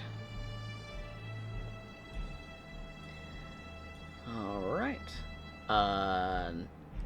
Number 1 over here is just going to continue running, so he's no longer in the combat.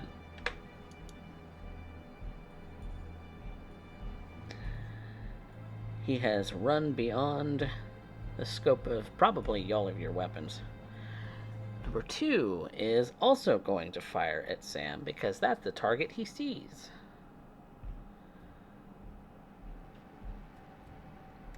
With the pistol, which is a 21 to hit. For the same amount of damage. Okay.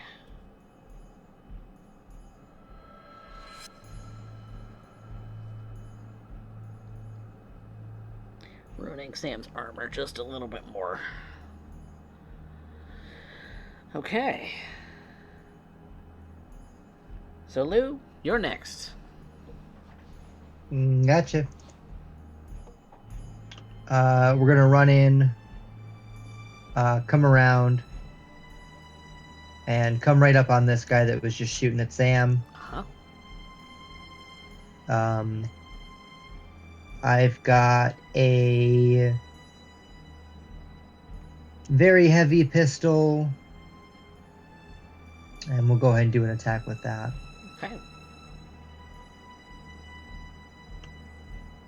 Which a 17 will hit, and 18 damage is a good score on that. That Great. is number 2. That's your 1 OROF.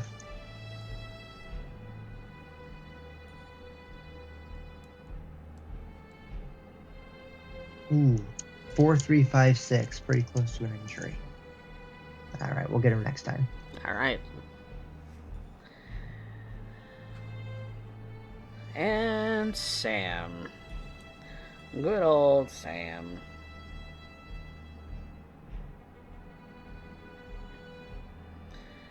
Is gonna take a rifle and go after number 3's head again. Sort of. Not a called shot, but a shot anyway. Which a 21 will hit. Okay, that's not bad. Ooh. That's a nice chunk of money.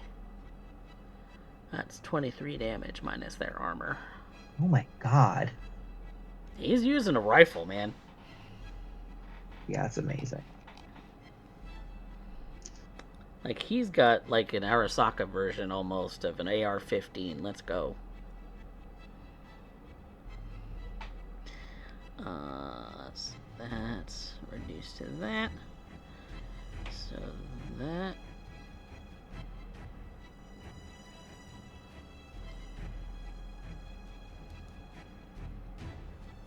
Okay, yeah.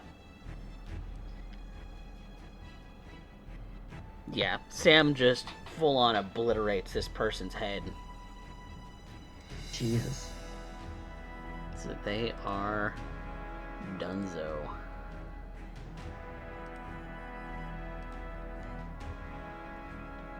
They just fall flat into the windshield.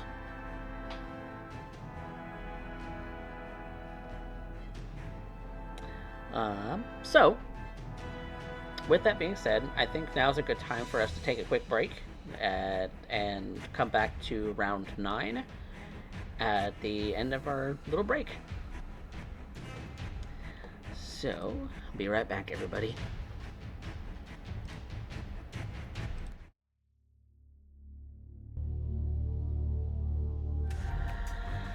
Welcome back, everyone, to Night City Stargazers.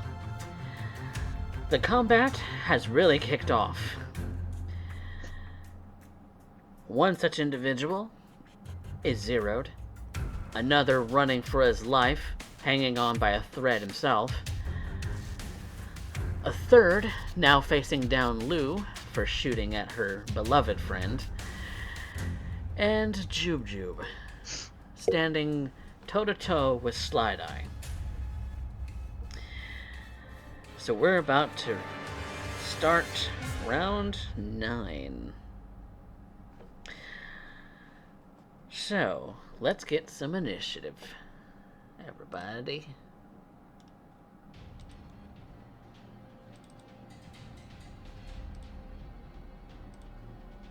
Hey.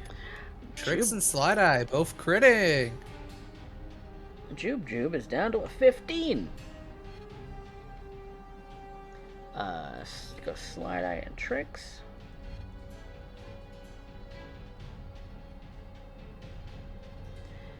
Next to one another. Loup is at a 10.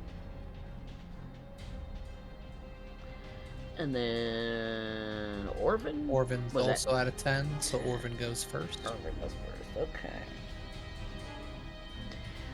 And then we have our one goon. Because the other two are not in combat anymore.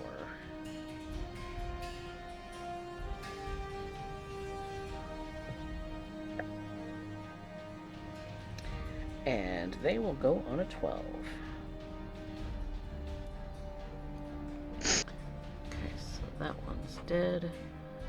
That one's running. Alright. So, top of the round, Slideye. What do? Slice and dice, make it nice. Slice and dice, cut them to pieces. First one's 16, second one's 20. Okay, Oh, let's 9 damage. Ouch. find out.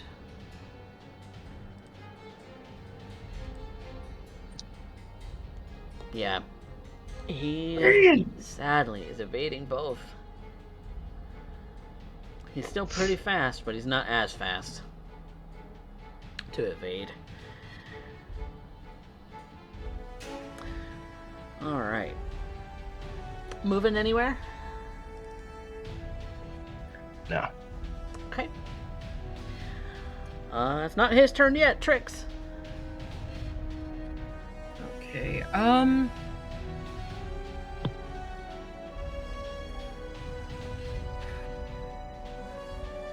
well, that's gonna be redundant.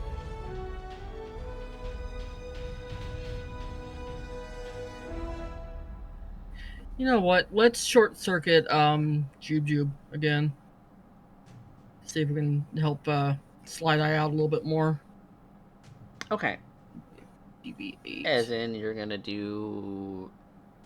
Because he doesn't have any other cyberware that you can target. Okay. He's already never been mind. affected by all of them. We'll overheat him then. Okay, overheat him. And that is a DB8. That Fuck. is not a success. Well, That's one quick hack on him. Attempted. yep. You can only attempt one per target per turn, right? Yep. Yep. Number Well, 2 then- already had an overheat on... The goon already had an overheat on him, right? So he takes damage Yeah. at the first of his turn? Okay. Yep. Okay, just reminding myself. Yep. In that case, to save time, considering how many people with guns are in the building, going to shut down the system. Okay. And then jack out so she can start going through the information she downloaded. Okay. So your actions for this turn are to shut down and jack out. Yep. Okay. Well, Jube.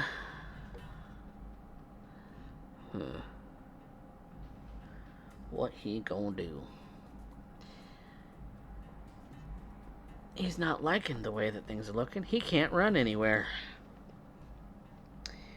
He is absolutely not able to run anywhere. Because while he might have cyberlegs, his knee joints, are locked up. Okay.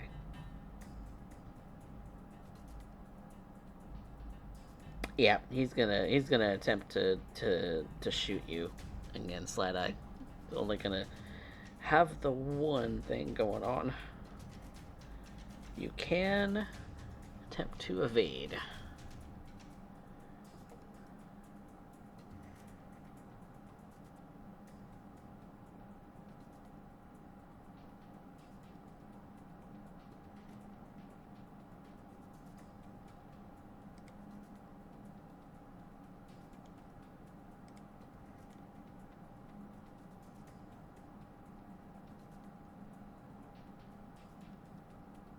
Slideye?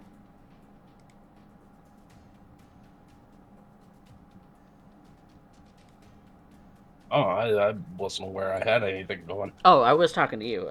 He's shooting at you. You can evade. Okay. Oh, Well, defender wins. You win. He does okay. not. He does not get an attack. It was close. It was a tie. God damn it. So he shoots his handgun, a very heavy pistol, in your direction. It goes grazing just past you into the stacks beyond you, busting open a wooden crate, as many of the shots that have rung out in this place have done. So, that's his turn. He can't move. So we've got our lovely friend over here by Loup, who is also looking very, very nervous about the situation now. So Loup, he's going to attempt to shoot you.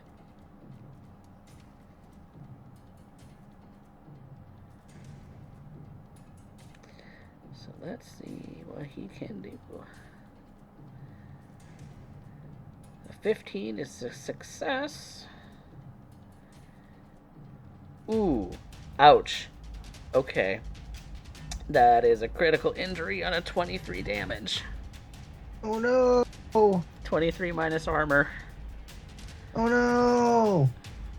So you, my friend, Okay. have also suffered a critical injury. Yikes. Let's... Coffee, you've got to stop doing this to us. Oh! I'm hoping that this is just, not terrible. That's not terrible. That's a 6. A 6 is... You now have a broken arm. Woo! You drop any items in that hand immediately. Alright. Not as bad, God damn it. but you can't use that arm now. You are in pain. Cool. You wanna give me an evens and odds to determine whether it's my good hand or bad hand? That is a good question. High or low? I'll take low, as usual. 6 is not low on a D10. It's not! No, Oh, that no! would be your good hand. So I drop my gun. Okay, you drop your gun currently, and I- that arm, it's... So when he goes to shoot you, Mm-hmm. it's not enough to sever your arm, but he got you right in the elbow joint, and you are just keeling over in pain at this moment. Mm-hmm. Yeah, maybe it's like at point blank, and it pierced the armor and caused like a fracture. Oh yeah, a very severe fracture. Not enough to dismember you, but definitely enough to hurt like a bitch and a half. Oh, absolutely, absolutely. Which, Orvan, upon seeing this, that's happened to Lou, just a mere 25 feet or so away from you, what do you do? Well, now he has a choice. Does he go back and grab the person with no leg? Or does he go forward and help the person who is disarmed? Good question indeed. I'm honestly not too sure which he would do, so I'm going to roll a d10 for myself.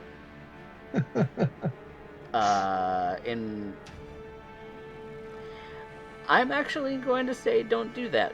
Make an actual choice. Mm-hmm. Okay. Mm-hmm.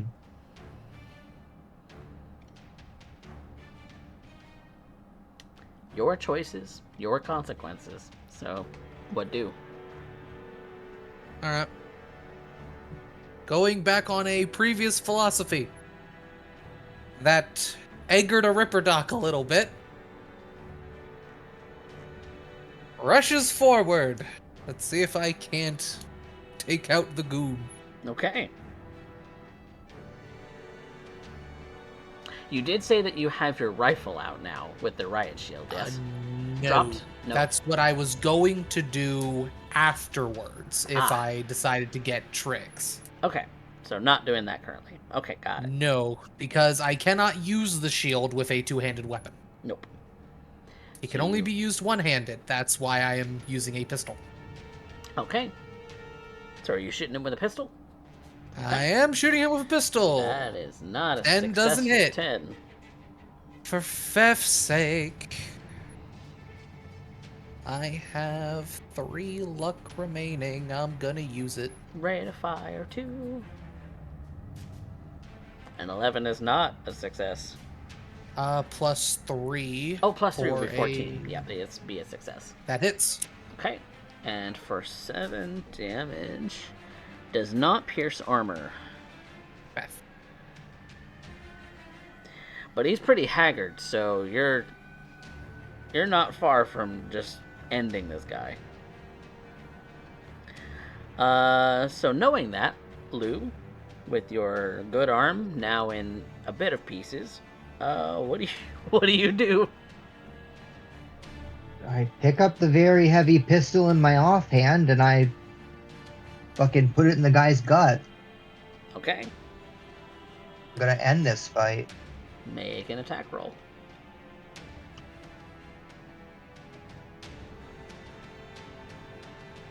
Okay. 15 is a success. And 10 damage. Really Will not pierce armor. God. 1, 2, 3, and 4 on the dice.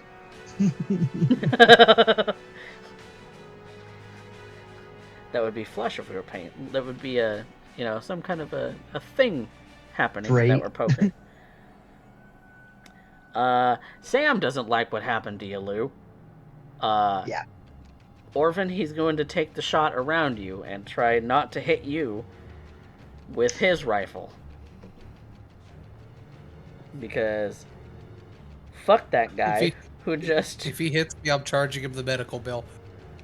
I mean, he's got elevation, right? He's a little elevated. He's up higher than you. Yep, a little bit. Maybe about 1.5 feet, 2 feet. 2 based on the feet, tires. yeah. So he's gonna shoot a rifle at the dude. 17 is gonna be a success. Okay, and 19 damage is nice. Jesus. Minus armor. Okay, and then that is that. This guy is seriously injured at this point. But that is the one shot that Sam can take. Which we are now at the top of round 10.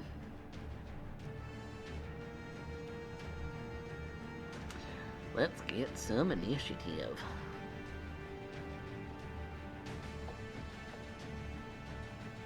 Oh no, Trix! Oh, rip. At this point, I should start doing a push-up for every critical failure and success in this campaign. Get jacked. You be getting jacked quick. Okay. That's our third tie in a row. That's Right. crazy, dog. They need to stop sharing the fucking brain cell, apparently. Yes, give the brain cell back to the Netrunner, please. No, the Netrunner needs She to get kind of this needs one. it. Yeah, Don't fry our It's not only your brain turn. cell. And then your Slideye, turn. your initiative. Can't fright one, not jacked in Ooh. anymore. Oh my god. That is a crit. What the- We'd love to see those. We'd love to see Take those. off his head. Ow. Take off I his need head to start this doing turn. push-ups, apparently. Get swole, bruh. Do you even crit? No, I usually fail at that point, but we're swinging anyway. And the goon goes after Sam because they also crit failed on an initiative roll. At a Oh, negative dang. 5. Mm. Yeah, I thought I was bad. They're at the bottom. Yep. Slideye's at the top. So Slideye, what you do? Round 10. Yeah, well, Couple more swings. is it done? Is it done, Coffee? Is what done? Jujube. Is Jujube done? He is not done yet. Rip and tear Yeah. until it's Until done. it is done. Until it's done. Oh! Oh my god. Those are some nice rolls. I like those. I only hope that he can't roll a 16 for once. I am hoping Oh too my because I want to God. give you this. I want to give you this real bad. Oh, we want that injury so let's bad. go. Let's first evasion. Yes! Yep. First one's a success. Fuck yes! Finally!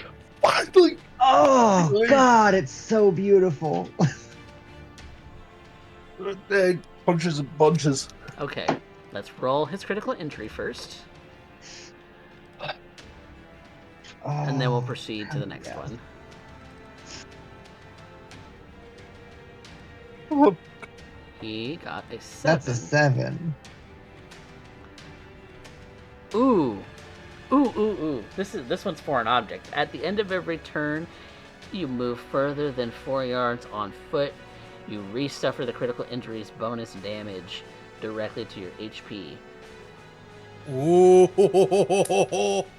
So critical injury is supposed to inflict extra damage? Question mark? Yes? well, that is 20 points of damage. So Oh, yeah. Okay. So, ooh. Well, he can't move, so there's not a whole lot that'll do, but tell me how you get something lodged in him.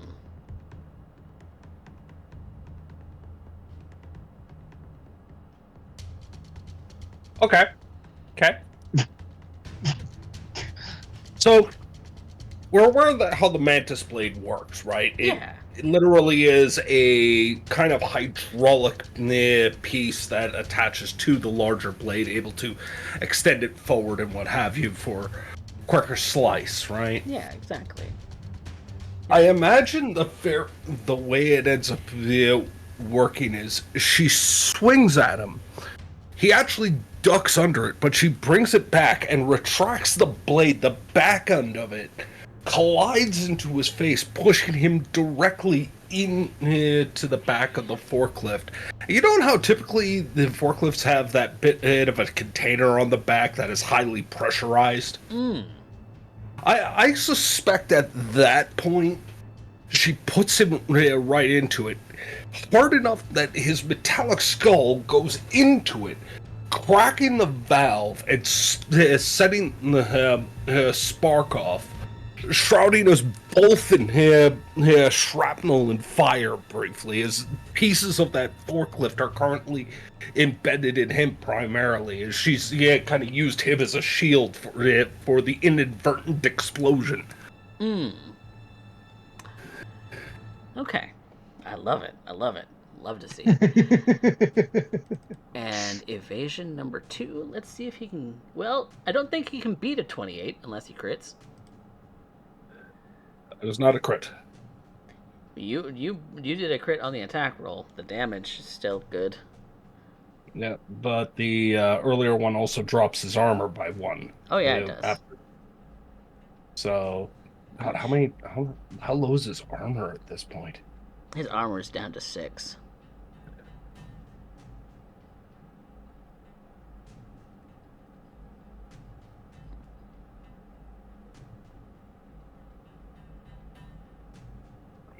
Oh, hang on. I was doing that wrong. Okay. He's pretty seriously hurt at this point. A few more blows like that first one, and you'll knock his whole head off.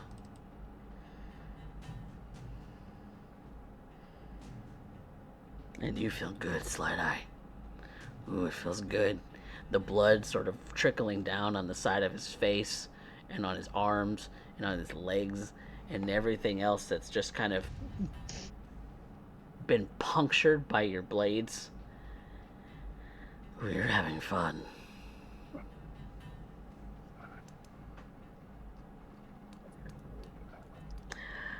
Which does bring me to his turn. He is at a penalty because he is seriously injured and critically injured.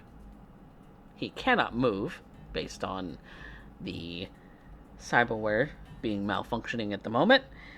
And the best he can hope for is to end you quickly. He is also looking very, very nervous.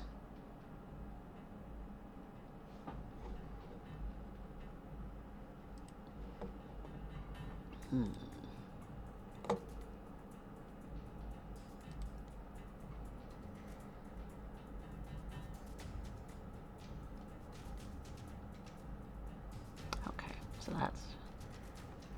that's not what he wants to do. So he'll do the heavy pistol, which you can evade. So you're aiming for a 21 or better. Or better than 21. Okay. So he does... I was with -2. He still gets 21. God Oh, damn. no. 19 would be... 21 minus 2 is 19. Okay. So. Still...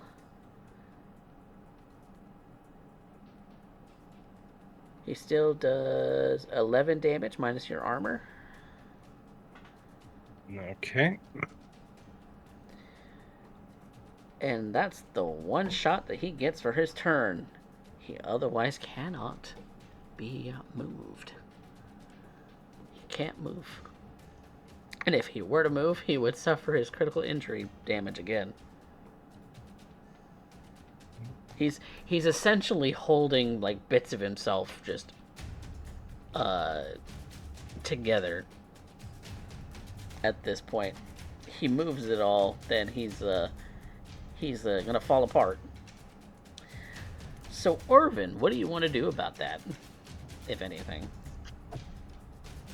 The only thing Orvan can do, reload his pistol. That is a full round's action, according to Cyberpunk. Oh. Why not switch to the assault rifle? Because dropping the shield is also an entire turn's action. Damn. Really? Just letting go of the shield is a turn's action? Yep, because it is considered a walking piece of cover no matter where I am. And I could also put it into the ground if I so desire. It kind of he kind of has a strap to him at the moment. So he's got to it's full either drop it. Reload the pistol or drop the shield. Either way, Orvan's not doing something. But he's a little upset. So the pistol will be loaded with incendiary ammo for the next magazine.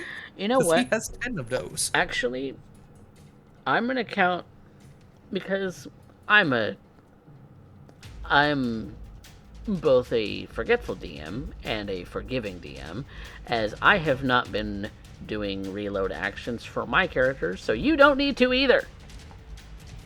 Oh. I appreciate this, Coffee. Thank you kindly. It is part of your... I'm going to consider it part of your attack action.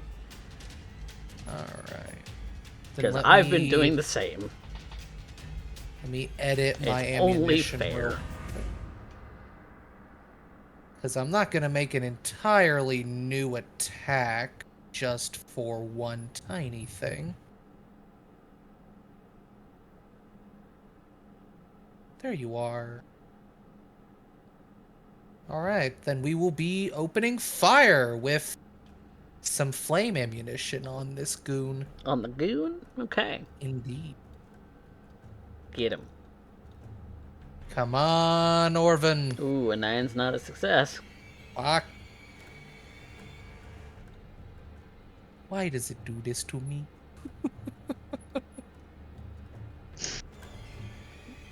A 16's a success. Indeed.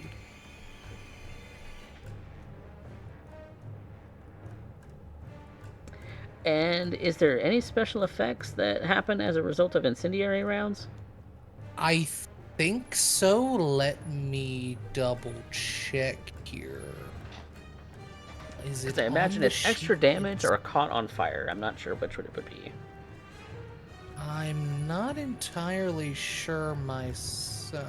Oh, on the last round, he was supposed to have also suffered I think 2 damage from the It's 2 overheat damage. from Trix. How much? Maybe 2 4. damage. 4 damage. 4. 4, wow. Oh yeah, he's on his last legs. Give me that incendiary rounds. Let me double check.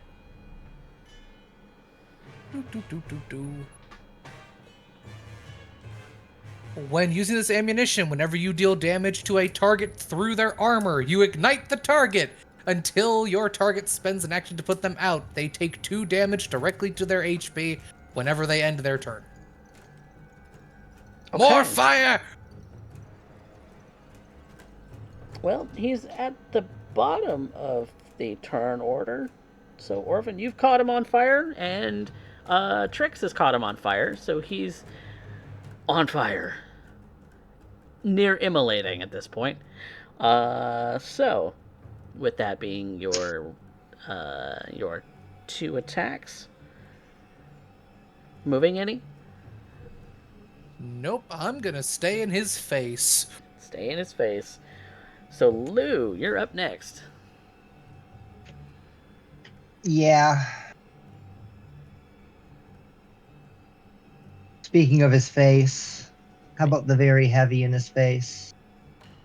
What's your reflex score? Yeah, Yeah, you rolled it. 14's gonna be a success. Mm-hmm. Now I am actually seriously wounded, so that's actually a 12. No, it's already counted. It already counted it in your thing. Oh, excellente. Thank Yep. you so much. So it's for- reflex 6 plus handgun 6 minus 2, so that brings the modifier to 10, and then your 1d10 was a 4. I don't know. I can't read that. I don't know. It's all weird gobbledygook. It calculated it to 14. It's fine. It did it already. So 14 is a success and 12 damage minus armor. Lou, how do you want to do this?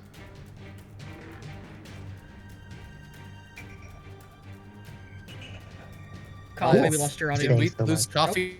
I'm there for a second. Hang on. Oh, there you are. Oh, We lost you for a little bit. I blipped. It's fine.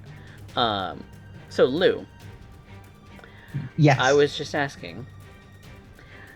This will reduce this guy to 0. So how do you want to do this? Fantastic. Yeah, I think it's very simple.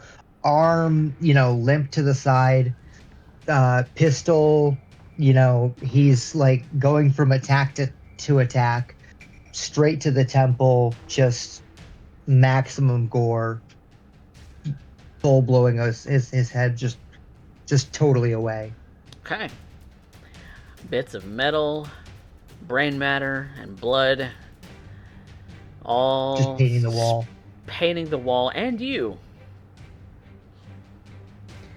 Given the sort of explosive nature of brain matter, which means that he no longer has a turn to be set on fire. He's actually going to immolate in front of you as well, as part of the whole being caught on fire previously. Love that. So brings us to Trix. Trix is going to start going through the information she downloaded. Okay. Find what they need. To do that quickly, through for what little time you have in this very moment, let's make that a roll. Okay. Because if you're going to spend your action doing that, I legit can't do anything else, so why not?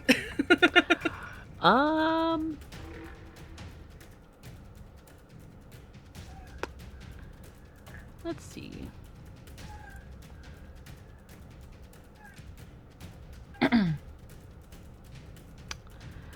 I'm gonna make that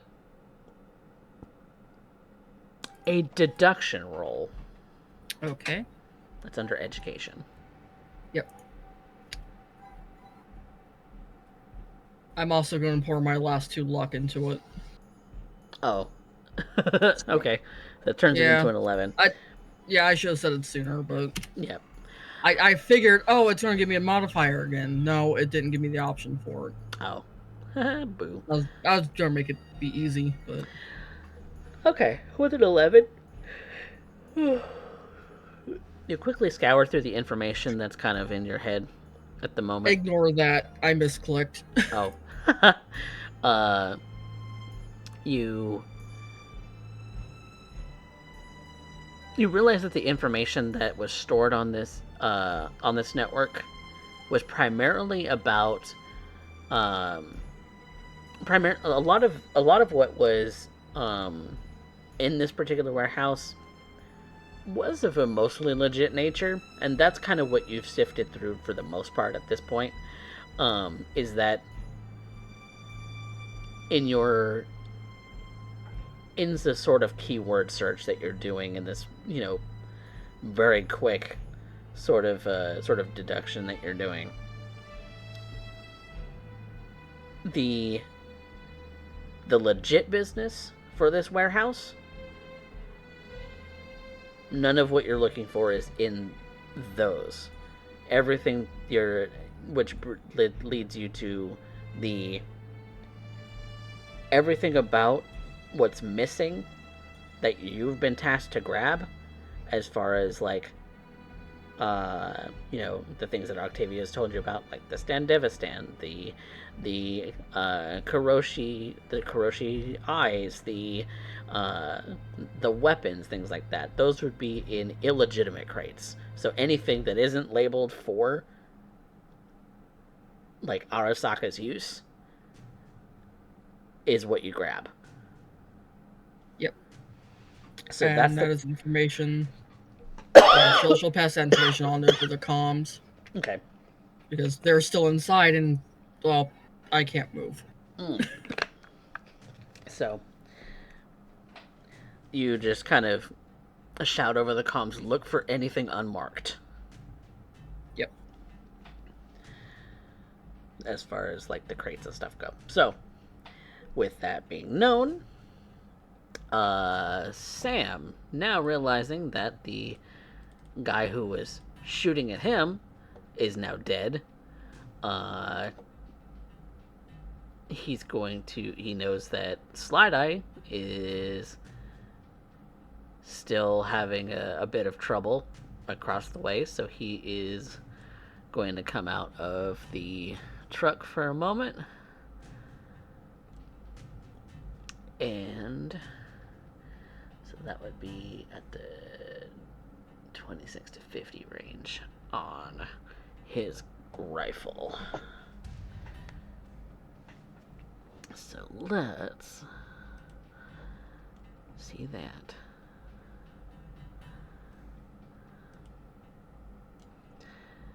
What the difficulty on that is for that range. That is a 13 or higher. 13 or higher, because he's using a rifle.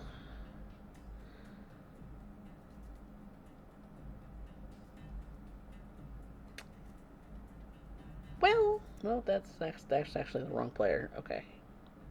Hang on. Let me roll that again. Which is a 17, so he rolls damage. Be 13 damage minus armor on Jube, which is not enough to down him yet, but he's looking real bad. So it's you all and Jube left. So let's get some initiative to see who goes first. Slideye's at 17.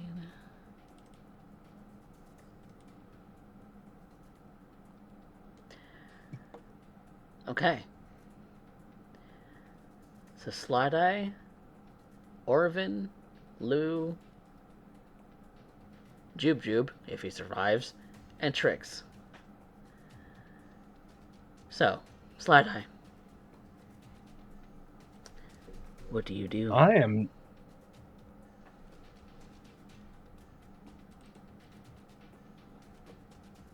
Arasaka's coming. And you're not going anywhere fast. You want to survive this? Drop the gun. And we'll get you out of here. At least far enough to end up going. I'm taking the Sandy.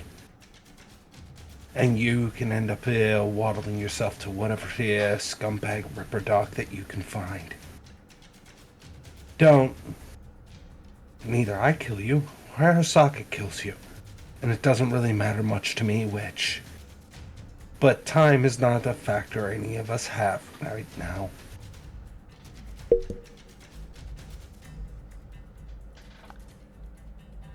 Fuck you, bitch. And he just kind of spits blood at you. Alright, we're slicing. Okay. I was hoping. He kind of says it with the shit-eating grin, too. Well. He's got to really get it paid. Well, the second one might actually work, but it's always low. Always getting me low damage on them. 16 and 21. Okay, he's at a -2 for both of these.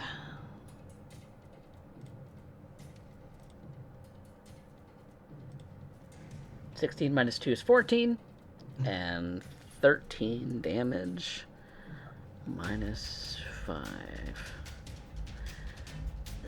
I can't math. I hate math. That'd be 8. And so second evasion. Ooh. That's -2. That is -2. Oh, wait. It meets, so It it meets.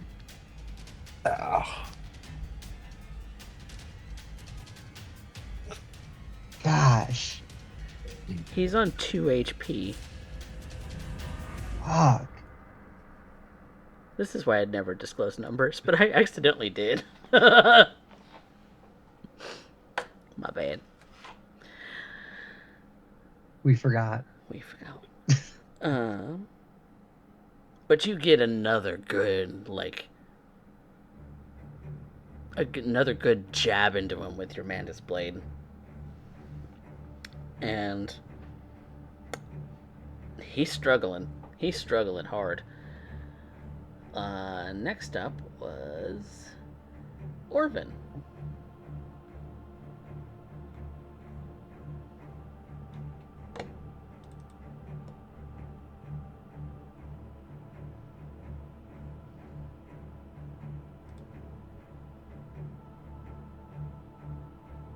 Hello? Hello. Orvan?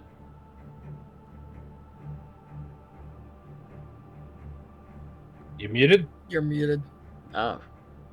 Keys? Thank you. Bleh. Forgot I was muted.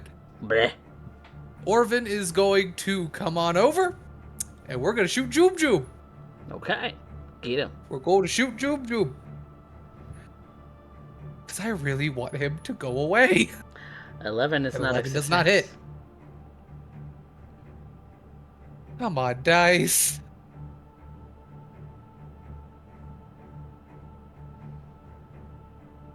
I've been nice to you today, dice.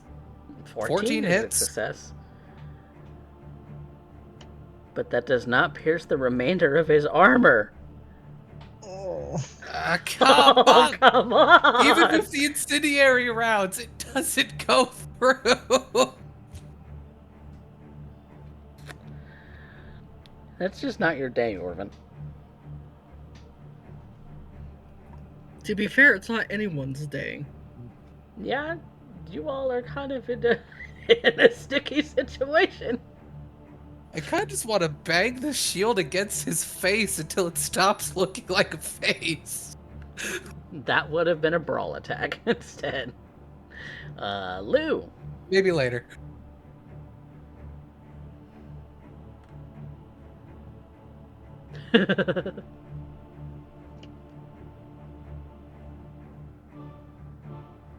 An 18 is a success. And that'll do it. So how do you all want to do this? I shoot him in the knee, and I want to do a group stomp. Yeah, there it is. Yeah, Keys put it in the chat. I want to do a.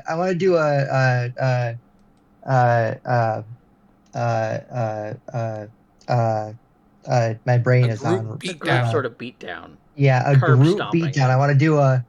I want a group stomping him, where we just stomp the jelly out of his body. So I kneecap him to the ground, and we take turns finishing the job.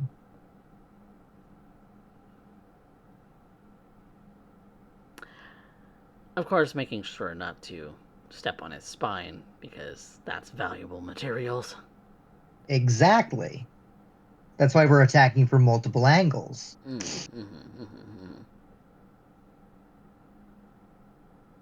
And I yell across the garage. I say, Sam, get to the crates.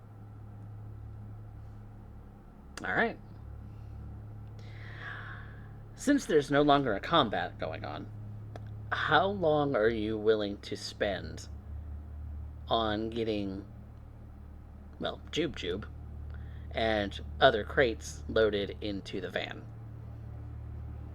Since you maybe have 8 minutes before Arasaka arrives?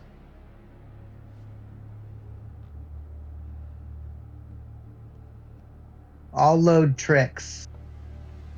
How are you going to do that with one arm? I'll drag her.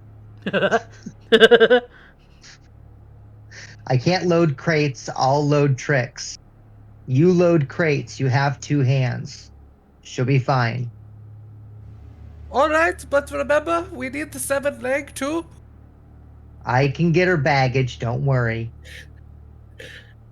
To toss it on top of her as you drag her. Remember, lift with your legs. Lift with my legs, she says. You lift with my legs, he says. At least I got both of my legs. If I could flip you off right now, I would. Yeah, nice paralysis. But I guess, unless anyone else says otherwise, would 7 minutes be enough? Yeah, so what Sam's going to do is he's also going to collect weapons and the bodies of the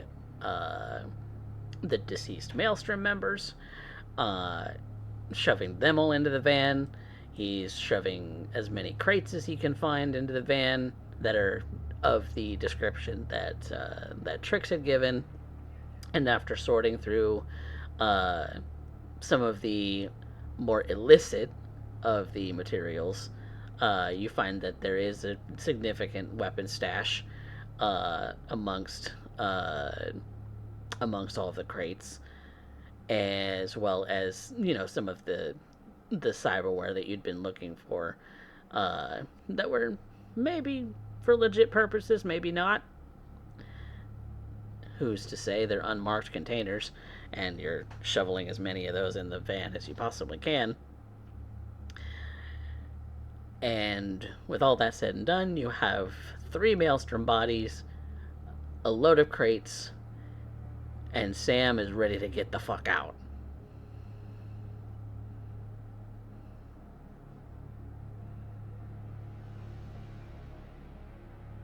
So we don't know that we have the eyes. Not specifically. They might have been packed up in one of the crates. Okie dokie. We don't have time to check through the crates, but Nope, we'll have to investigate later. if we're good, don't worry about hurting me and Loup more than we already are. Just floor it.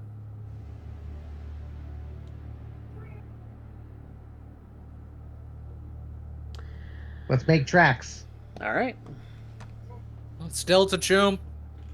And with that being said, you also hear the alarms of Arasaka start going off.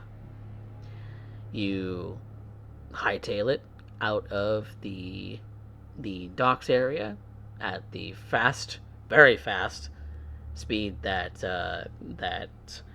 Sam has souped up this van to be, with only maybe the tower guard as you're passing the gate arm plowing through it, shouting at you from a distance as you leave them in the dust. Making your way towards another safe spot. The adrenaline still very high, especially in those of you who are injured. You are in immense pain.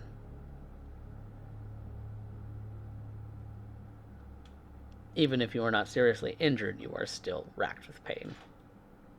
Ooh, ow, ooh, ooh, ow, ooh, ow, ooh. So where do you go first?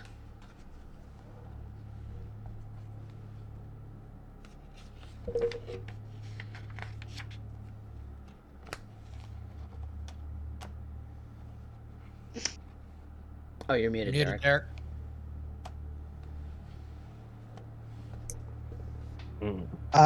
We didn't have a plan for where we would take the stuff afterwards. Not that you told me. Well, we need a ripper duck to end up getting out of Jujube anyway. Yeah, and also all the maelstrom bodies we're gonna sort of take parts out of all of them. So we have to deal with that. We have to deal with Trix's injury and my injury as well. Those are kind of primary too, right? Do we want to go to Nathan first? Nathan's the only ripper duck we can trust. Is the stuff safe in the van? Not super, but I'll keep an eye on it. They've fucking shot up my fucking... It's gonna take some... I'm pretty sure you shot the fuck up your van too, pal. Who the fuck told you to pick up a gun, by the way? Me! When you guys Listen, started I'm getting glad shot you did, at. Hume. I'm glad you helped, Hume, but you really should have kept your head down. What was I supposed to do? Why do I have a feeling if it wasn't for him, we'd be in a lot worse situation than we currently are? Thank you. I'm not chastising. I'm just saying. Sounded like my mom.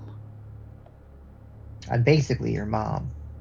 No, you're my sister. There's a difference. What? Not sure there is a difference. There's a big difference. I tell you to clean up your underwear. What's the difference? Yeah, and I don't listen to you because you're my sister. You should be doing that anyway. Shut the fuck up. Who the fuck are you? I'm the one that got She's her missing leg a blown leg. off Be trying to nice do to this her. fucking job. Who do you think I am? Ow. I am Ow. so glad to end up knowing you're also jovial with one missing leg, one arm that's bending in a way that threatens that she'll never flick the bean again, and a medical doc who's currently wondering what's the functional difference between a patient and a corpse right now. At that comment is also when Orvan says, "You may want to grit your teeth," and starts working on the broken arm to get that set. Yeah. Oh. And also jab you with a speed heal as well. 'Cause Ow. build. Yikes. What do I do? It is your body plus will. No roll. That is how much health you get back. Sick. Yeah, that feels lovely, doesn't it?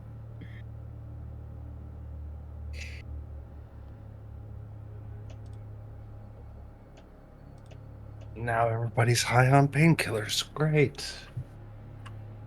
These are not painkillers. These are a lot stronger. Think you got some of that shit for sale? Sure. How much are you willing to pay? Okay. Sam, honey, if you want to get high, you know I've got the stuff. We could all get really high right now. Do we want to get high right now? No, you need to not take any drugs while on this drug. Otherwise, you will knock yourself out. Actually, that might be a good idea. Nah, I better keep my wits about Try me. this inhaler.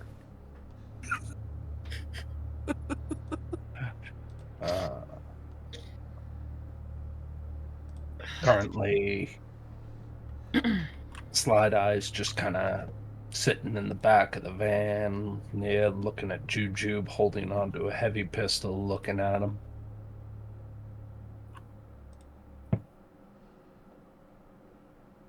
There's definitely familiarity in her eyes when she looks at him. Did you know each other?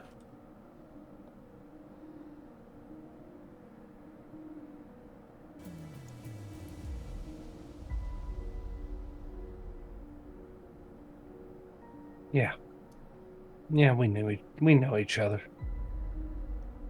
He's had a few upgrades, I've had a few downgrades, but we know each other.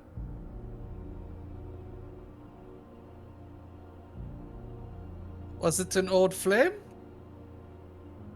Who fucking rolls with Maelstrom?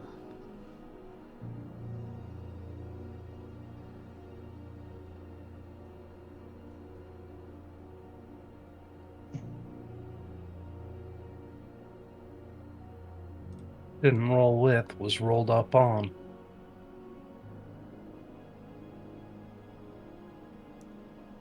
Ah. 87 body bags later. And he gets to walk away. Not anymore.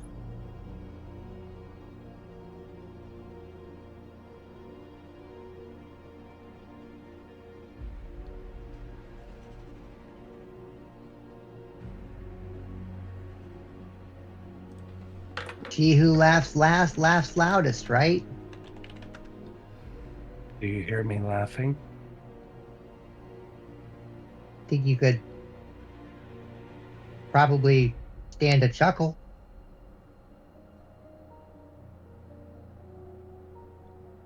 No, I think I know what she's getting at. We just murdered 3 people.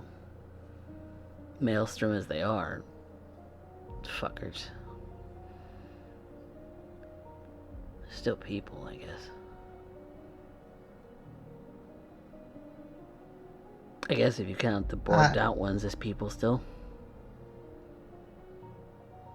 Of course they're people, but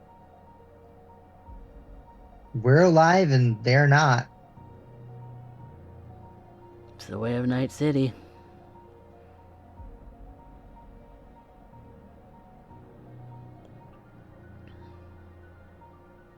It's our payday.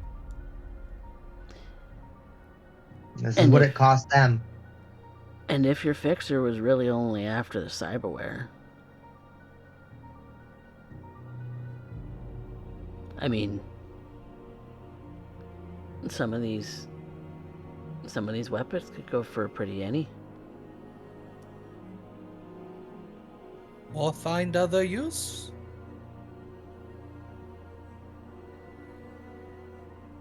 But speaking of the job, Orvan during this time is gonna want to at least check to make sure the Sandy isn't too damaged. Because we did kind of do a decent bit of damage to Jube. You did, so I'm gonna call that a cybertech skill. Okie doke. Before he does, Trix is just going to kind of, Orvan, get me over there and I can help you out on that. Okay, but if you start you, like- overworking, I'm going to make sure you go to sleep. Aren't Get you off- like minutes away from bleeding out just a little while ago? Yeah, we should really get you all to, like, a hospital. I hold up my you're floppy driving. arm and I say, were you working on this? Are you done with this? Is this Don't done? move it anymore. It is wrapped with Oh. the belt that you are wearing. Don't Oh. move it if you do not want it to get any worse. Oh, You Okay. moved it, didn't you? no. I will get back to you in a moment. Oh, wow. He gets grumpy, doesn't he? I'm gonna make that cybertech roll now there, Coffee. Okay. Ooh, that's a That nice is a one. 20. Ooh, look at you being a tech-savvy guy. He does have 4 levels in it. What was that under? Cybertech is under technique. Technique. Yep. Okay.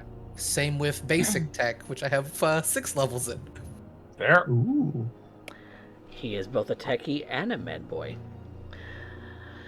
Who knew? At least he knows it. At least he knows his stuff. Whether he can actually tinker with it, well, that's another story. But looking at Jube's body, he's pretty roughed up. But surprisingly, it must be made of some pretty durable ass materials, because that Sandevistan, that replacement spinal column that makes up his body now,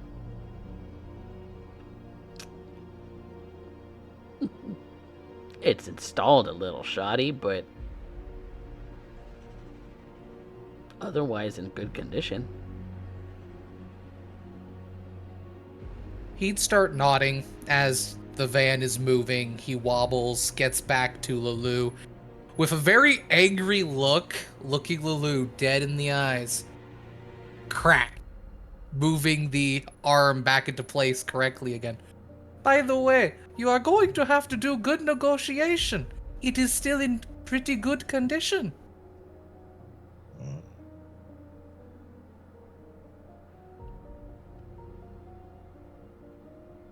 Okay.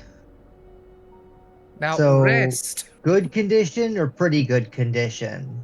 Great condition? Good condition. Slightly installed shoddily. Shouldn't be too bad. Slightly used. Couldn't help it.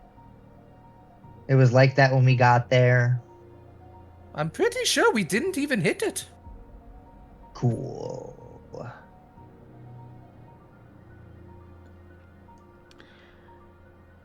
Which, are you headed to a hospital or are you headed to Nathan's? Lose the boss. She makes that choice. Nathan's. Nathan's it is. To Nathan's it is. And be prepared for Trix to get yelled at effectively. And you roll up to to Nathan's Ripper shop. As he only really has like an alleyway entrance into this place. So you carry Trix, what's left of her leg, Lou, and Lou down to his down the alleyway towards his shop, his little hideout, as it were.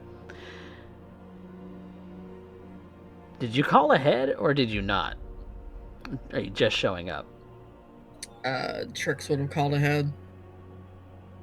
Not necessarily letting him know the full extent of the damage, but saying, yeah, we kind of got fucked up. Okay. Lou throws her leg through the door first. Can you please not do that? Which I would say Orvan is carrying Trix in a bridal style carry through the door. Yeah, like over the threshold. Yeah, no, like Yep. like Lou follows in with the leg over her shoulder.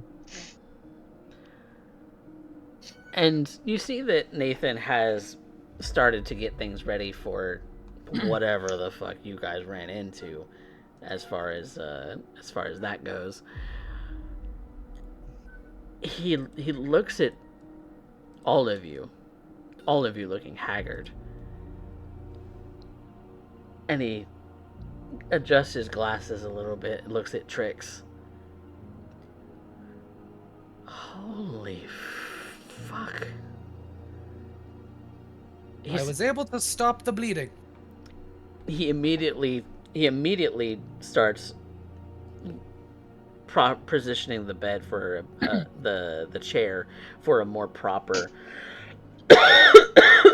proper lie down and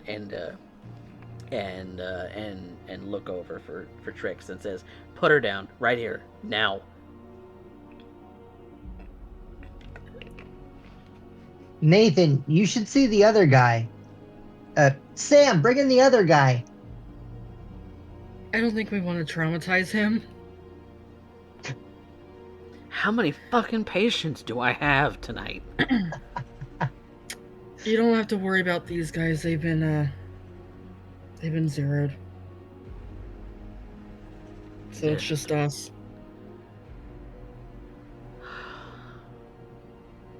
And he doesn't say another word. He starts getting to work on you, Trix. So,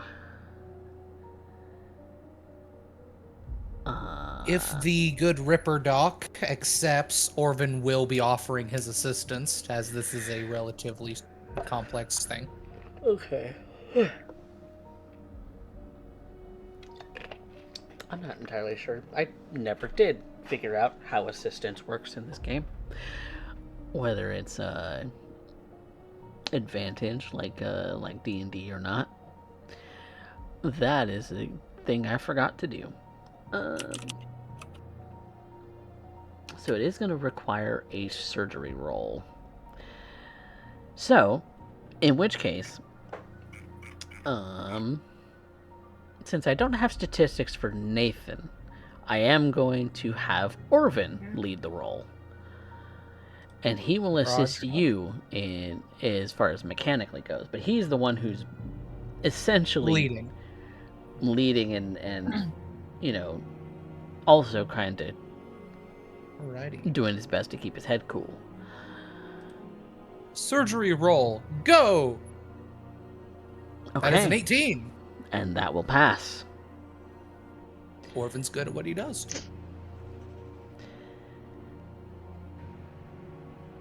Hours seem to go by. Machines, the display of Trix's Biomon on Nathan's computer, making sure that she's also conked out for this procedure. doing what he can to keep as much of the meat from her dismembered leg as possible. The nice thing about medical technology in the world of Night City is that it is heavily advanced. Reattaching a limb is intense work, but doable.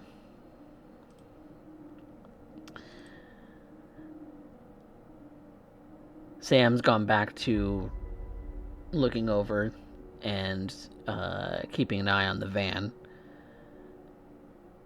keeping that rifle that he picked up at the ready, just in case somebody were to get some kind of wacky idea to jump them. But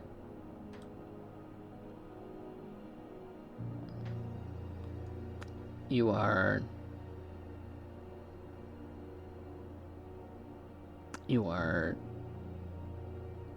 okay now.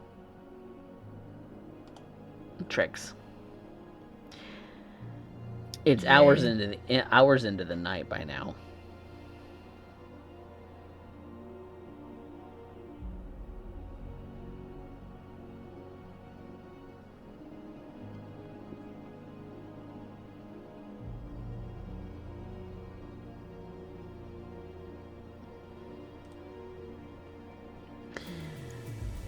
Lou, if you want your turn at mending your broken arm, well, actually, a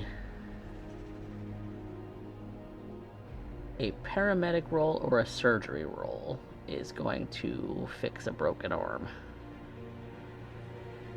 So we can spend another couple hours fixing Lou up as far as her critical injury. Then I shall roll paramedic then. Okay. Paramedic is a higher DV than surgery. Oops. Oh, but he matches it anyway. Yeah. Okay.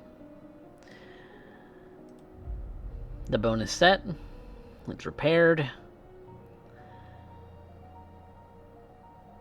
And still hurts. And it's probably going to for a while. He even lets you know that both of you are going to be very sore for the next few weeks, even. I've got a cool futuristic cast. Electronic. Yeah, I figured as much. And Nathan just kind of, after the hours of work that he's put into you, he just kind of sits down at his, not at his chair's PC, but at another PC across the room, just kind of, the one that he does the emails and shit on. And is just kind of relaxes into the chair, sitting there for a moment, just kind of taking his glasses off and rubbing his eyes.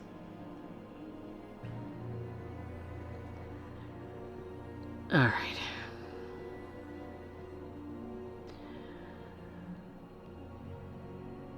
So, is anyone going to tell me what exactly happened out there? Or is it none of my biz?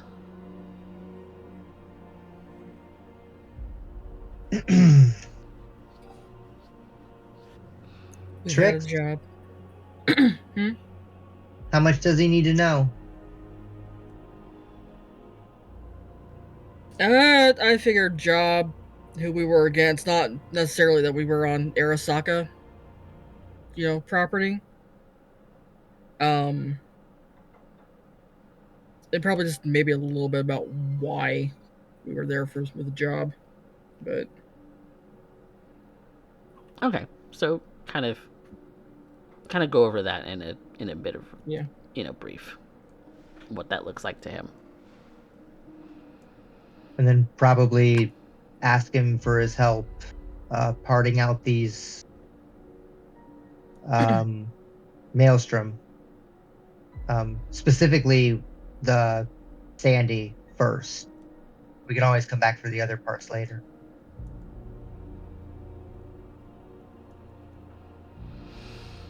Oh, okay.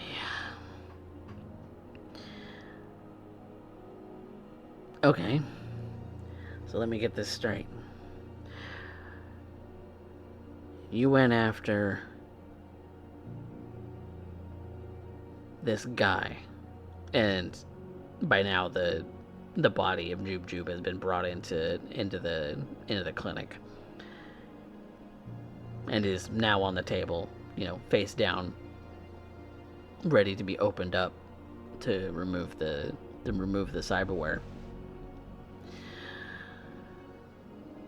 So this guy was at the top of your list because you got a job from a fixer. Is that right? Yeah. And you barely came out of it with your your body's intact? Sounds like you bit off a little bit more than you could chew, Trix. For the record, I didn't even go in the building. I was outside. I was hidden behind a decent fucking wall. But one of the fucking gunks decided to come out and shoot my leg off. I didn't even meet up with this guy, motioning to Jube Jube.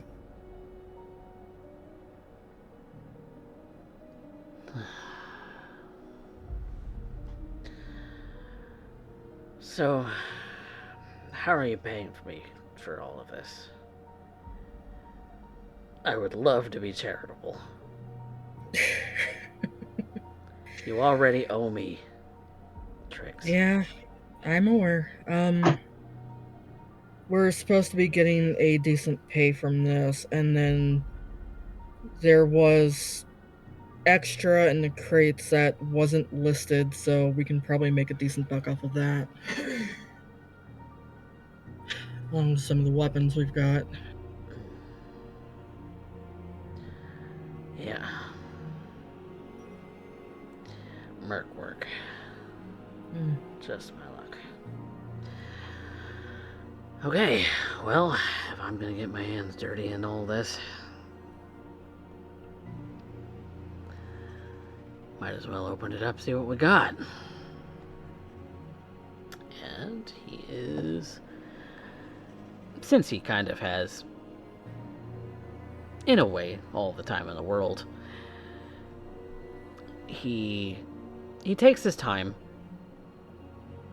removing the cyberware, and it definitely looks like a mechanical spine that attaches to a lot of different points on the body.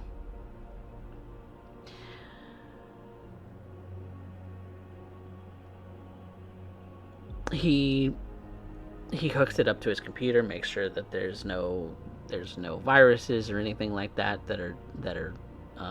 or ice that are lingering on the thing, and puts it into kind of a sterile bag and seals it up. All right. Good condition. Your client should be very pleased.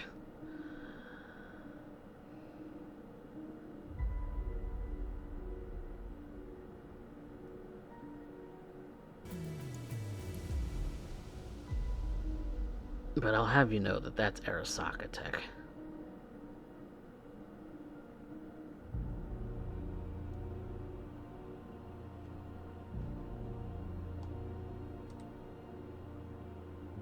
Oh, did we lose me again? No. No. Oh. I just didn't hear anybody have a response. No, I was waiting to see if somebody else wanted to Yeah. step forward and take it. Lou steps forward and takes it.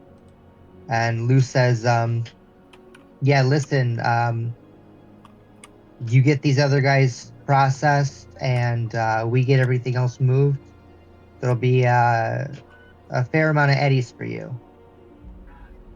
And don't forget that BD that you moved should come off of the bill too. Yeah. Yeah. Oh. I don't know that most of anything on these guys are going to be useful. Nobody wants to look like a maelstrummer with their face wear. And some of this is installed like crap. Shitty docks.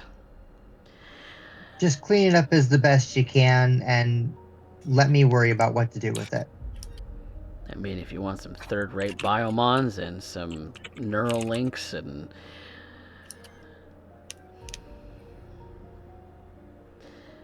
their, face plates and shit. Ain't a whole lot else except this ruined armor. At least not on these gonks.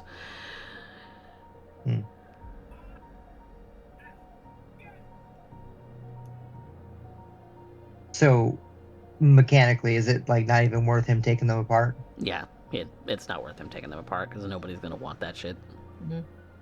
Great. Well then, never mind. We'll pack them up to go.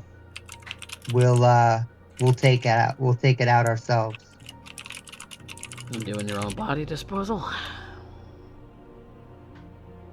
Unless you're offering it for free. That's a service a little harder to come by. Then I guess we'll figure it out. Yeah, Lou, you're smart. We'll figure it out. Shit.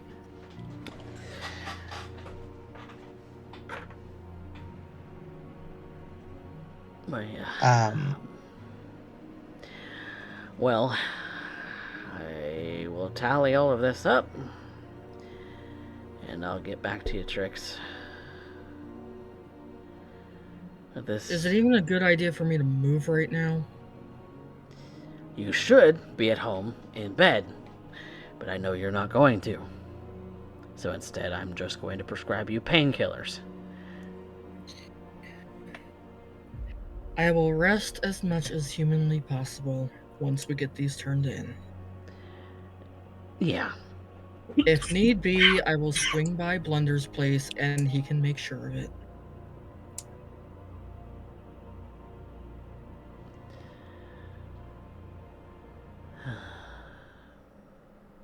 Just take care of yourself, okay?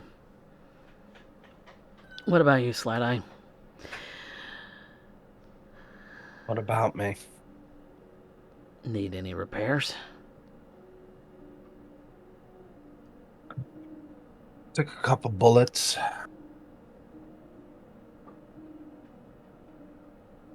Nothing that can't wait. Trix and Loup are doing a lot worse. Sam got a little roughed up and he probably needs the most patching up. And that, figured we end up taking the hip and stuff to it near you to end up making sure it got pulled out properly, because it was either that or one of us was going to get to carving, and I didn't want to have to end up flipping that coin.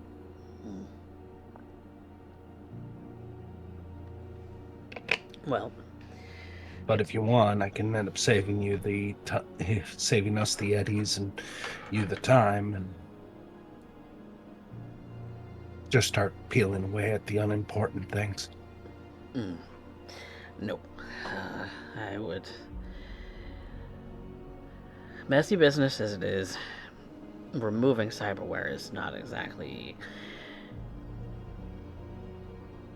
It's not exactly something you take a butcher's knife to. It's what you take a specialized tool and scalpel to. I figured that would be your opinion, and so I tried to honor it. Glad to know I was right. Well, Yeah. While you work, if there's anything else. I need to watch the rest of the van. Sam, can I have a moment? Sure. Good. She starts walking out of the clinic and to keep an eye on the van, so she can speak with Sam. He's kind of been there in and out a little bit throughout the whole thing, but yeah, he walks with you back out to the van.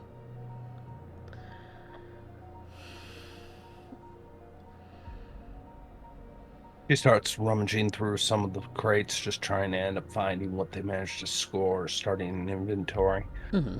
When she does, she strikes up a conversation with Sam. And he's going through it with you too.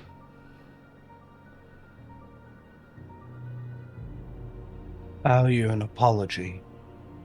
For what?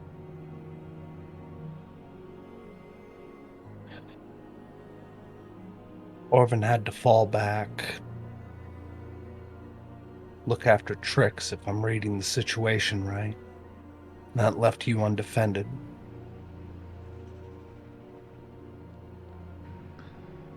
We were supposed to lay cover for you while you ended up getting busy with a wrench. Instead, you had to end up taking up a gun. That's my fault. That's Night City.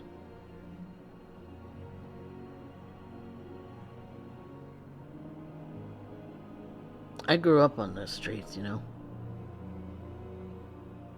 I've had a gun in my hand since,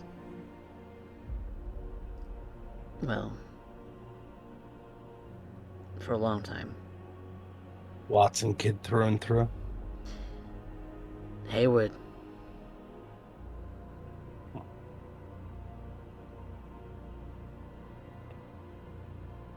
Valentino boys. I try to stay out of their hair. But, yeah, there's plenty of them around. Pretty nice guys if you know what you're doing. And thankfully, I know what I'm doing. Sometimes So you show 'em. Sometimes Lou gets on their case and gets on their ass, and I have to rein her back and say, "No, chica, gotta rein it in a little." But yeah, I do let a car work for him.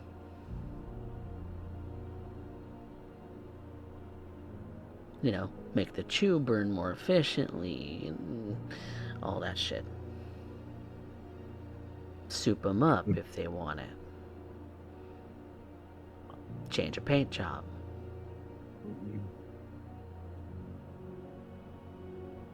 You know, it's surprisingly easy to change a paint job if there's that fancy new hardware that makes it really easy to just hack the color.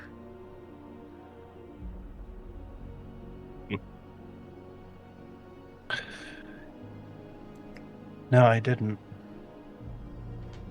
Haven't owned a car in a long time. How do you get around? The end cart?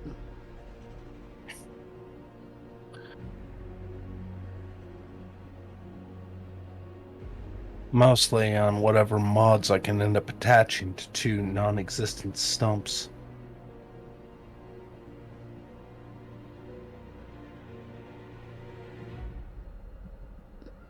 But I'm not sure what you mean by that.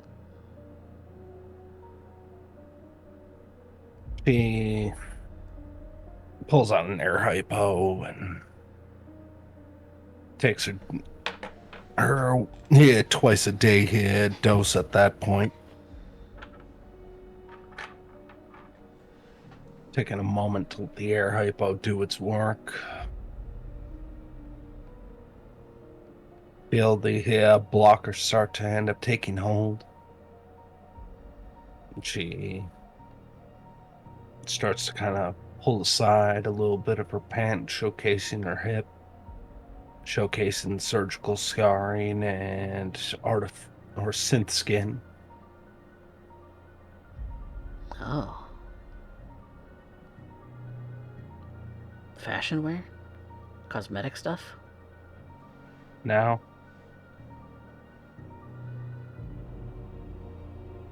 nothing you find on me is Gehennic. At this point, What are you, full little Borged more out? than almost. Beautiful brain in a jar, isn't it? I've heard horror stories about that. Some people go full Borg and they're not themselves anymore. No, they're not. Cyber psychos, they call them.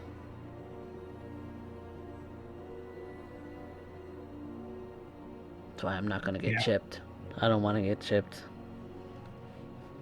Smart.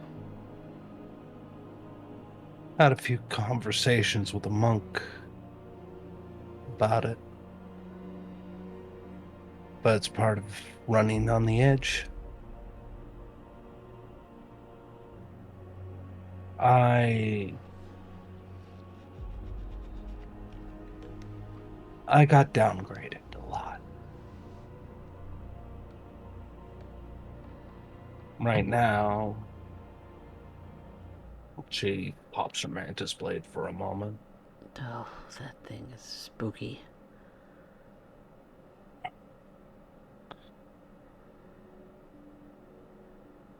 She retracts it, flexes what's her hand at this moment. That's the problem. Artificial skin, artificial face, artificial hair, artificial arms, legs. Hell, even the tits are plug and play.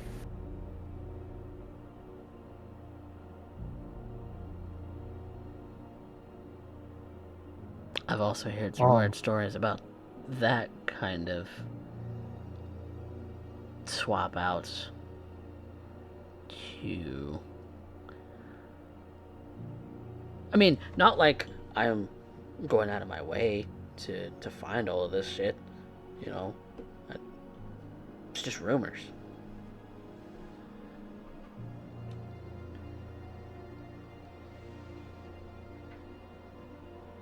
Lulu likes to give you a hard time. Yeah. That's human. You mean, take it like a champ. I mean, we've been living together since we were little when there was actually somebody to look after us. And then suddenly she was gone, and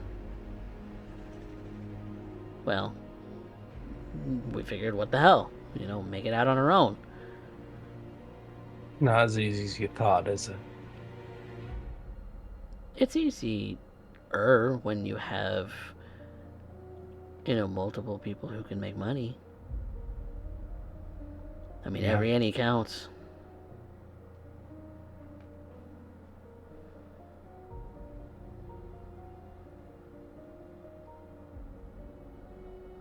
But we scrape by, the three of us in our little apartment.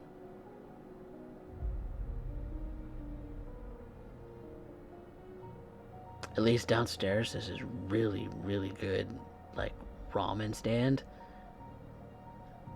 Love it. Get it every time I can. Wouldn't know. No sense of taste. Really? Not the way you know it. Really? Oh, that's... She grabs hold of her lower jaw and literally undoes her entire bottom faceplate. Oh. Is that supposed to come off like that? She places it back on. But you gotta have a sense of taste, right? Gotta know what... You know how when you tear a hole in your jacket, like it just feels wrong when you put your hand in your pocket and you can kind of feel it give way a little bit more? Yeah. Yeah. I've had a shirt like that before. That's what it's like for me getting shot.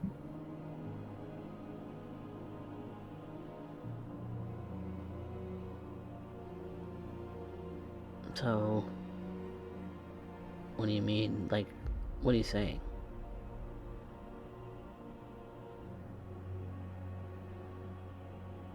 That it's just an inconvenience? Like it doesn't hurt? It's a signal to the brain. So is everything. Yeah, but when you feel it, you react. You scream, you shout, you cry that you're burning. You burned your hand. For me, it's melted synth skin. Sense skin still has sensation, doesn't it? It depends on how it's wired. If it's attached to something that has nerve clusters, then sure. Is yours not? Point to any part of me you think is still attached to nerves.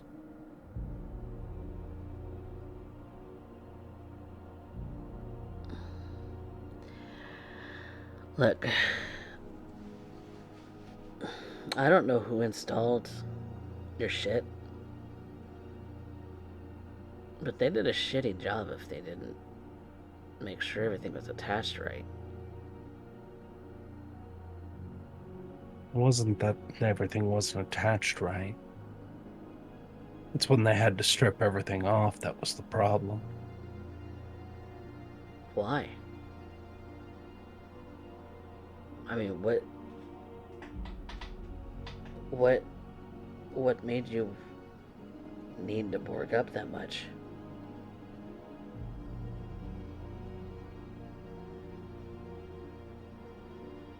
I used to be able to answer that question. After all this, not so sure of the answer anymore. I'll say this. The reason that we end up bringing all of them to Nathaniel is because I know what happens when you gotta just tear mods off people. Like scavs. Scavs are gentle compared. Max Tack doesn't really care one way or the other. Blade, bullet, cannon, whatever it takes to take pieces off you till you are a non-combatant. And even then, they might just zero you for the trouble.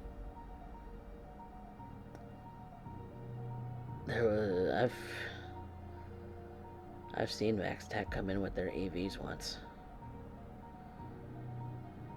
Like a bat out of hell. They were in, they downed the guy. He was causing a whole mad ruckus down, killing a whole bunch of things. People. A whole bunch of people. It was awful. Max Tech swept in with their AV because the NCPD wasn't shit compared to this guy. And they zeroed him, took him away, flew off in their AV, and nobody bat an eye. No, I don't imagine they did. Psychos just get swept up. Pulled off to, I don't know, become Max Tech. So I've heard rumors about that too. They recruit them.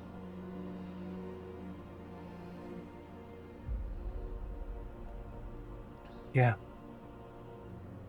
Yeah, they do.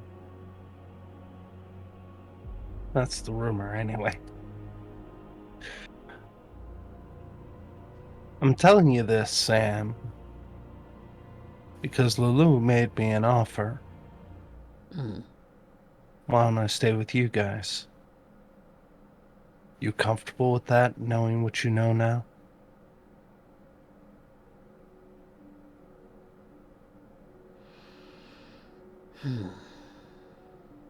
She undoes the mantis blade again as though to illustrate the point.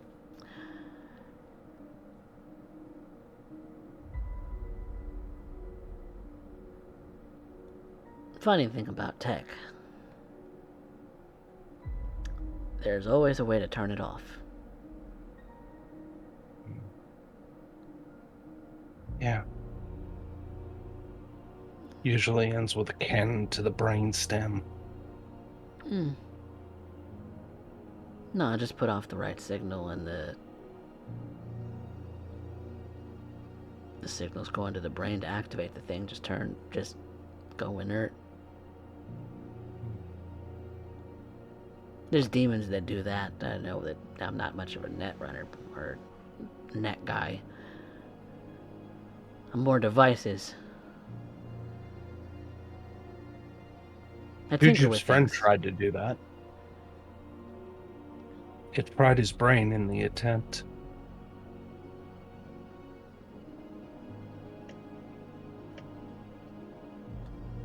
What? Try to hack him with a demon or something?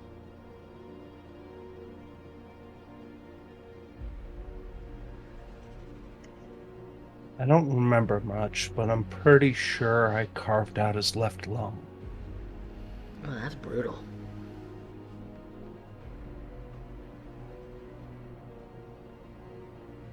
And because of that, after it was all said and done, a downgrade was necessary. Yeah. When somebody goes that far, you can't afford to stop. You're a walking treasure trove of tech. And so more people start to look at you and realize that you are one walking salvage op for the rest of them. And if you already put that kind of eddies into yourself, what's a few more as insurance? And what's a few more after that? And a few more after that.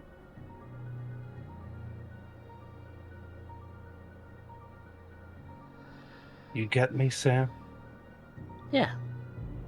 Yeah, I get you. Nova. Fucking Nova. So.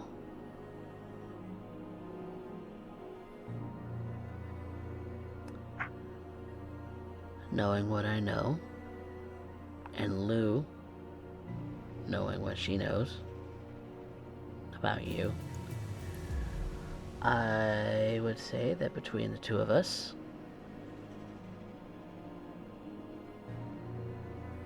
you'd be a gonk not to accept.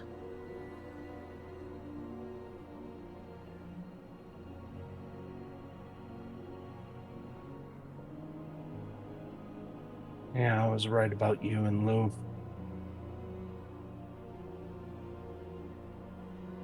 Two suicidal beams in a pod. Or maybe,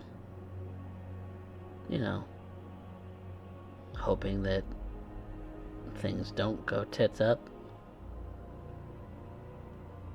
And that, you actually have a good place to stay. That you and Loom, and maybe me, maybe even Jessica, could all be friends. At least civil. Housemates.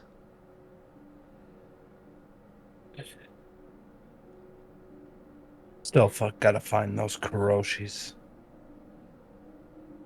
They should be in here somewhere.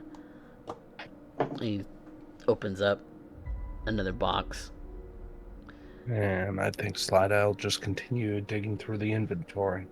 More specifically, just keep away from out of Nathaniel's sight, because she's just one big headache for him, I'm sure. Potentially. What about Orvan?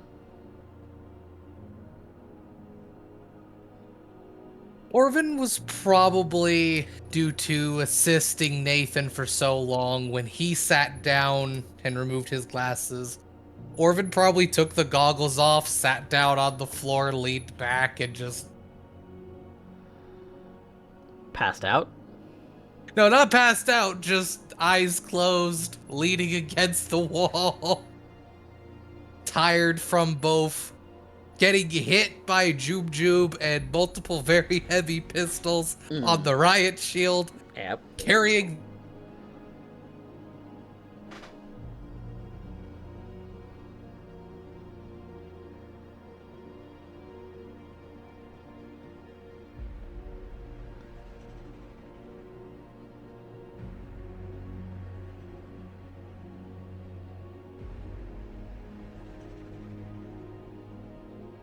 Hmm?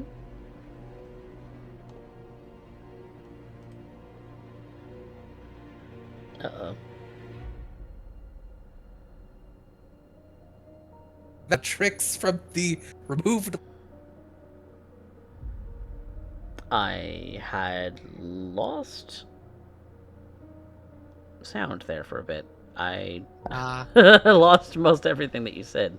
Damn. So Orvan is leaning against the wall, not passed out, just eyes closed because he's tired from everything, and ends up saying, "Well, Doc, they're alive." Yeah? Yeah, they're alive. I'm glad I got there when I did. I do not want to know how much worse that would have been.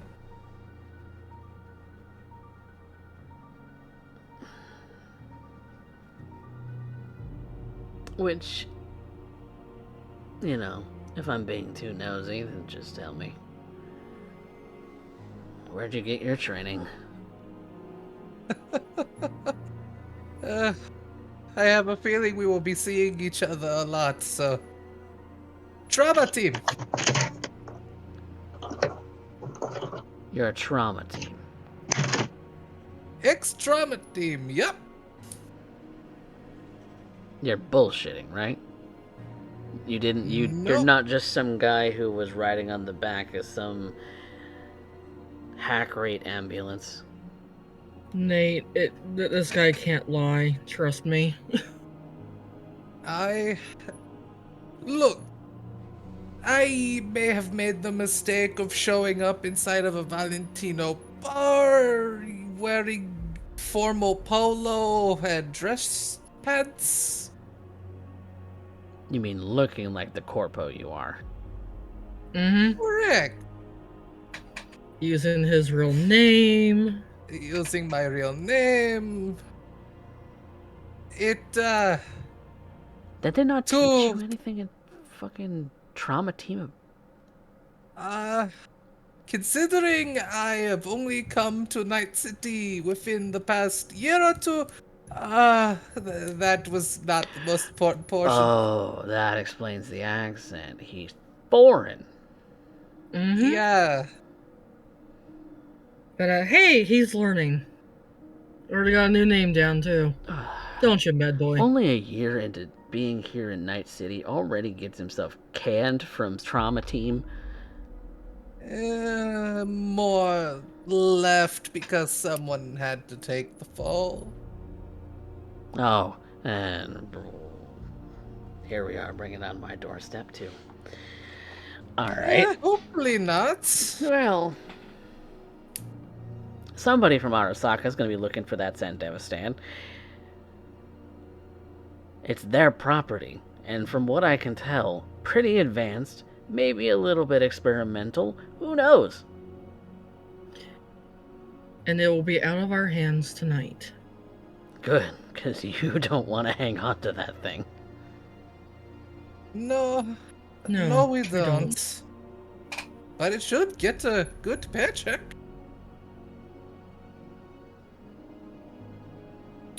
Well, here's me knocking on wood that you get every eddy you deserve. Well, that is up to Loup. Now, I'm going to get some...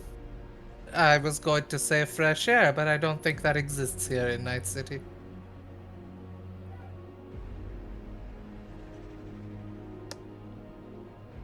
Look, he looks over at Trix.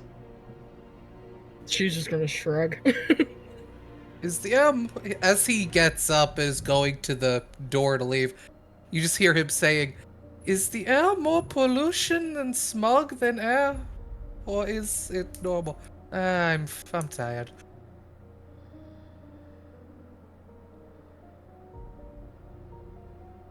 I see he gets a little bit rambling when he's exhausted. Just wait. A dust storm's gonna kick in and he's going to absolutely hate that he doesn't have a respirator. Oh yeah. Be a good lesson, though.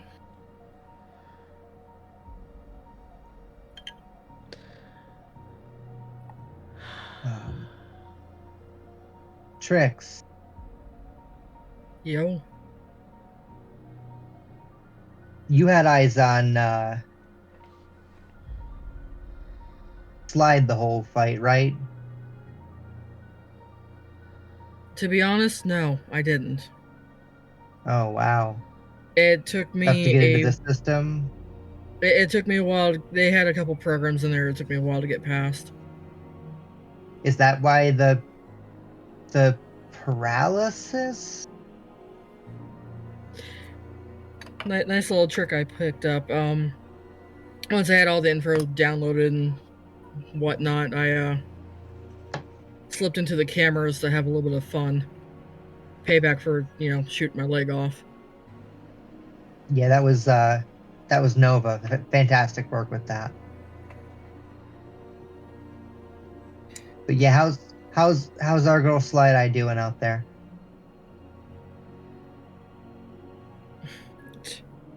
I'm not hooked into anything in here to be able to know. If you want to know, go out and ask her. She dodges my questions. I think a lot of people dodge your questions, Lou. I'm too direct. Yeah, that's the case sometimes.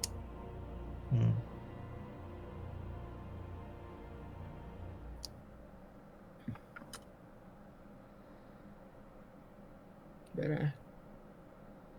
no, that'd probably be your best bet is to ask her directly. Even her dodging might give you a better answer.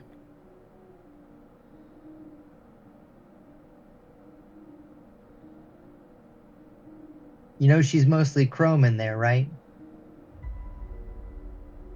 I figured after the last job.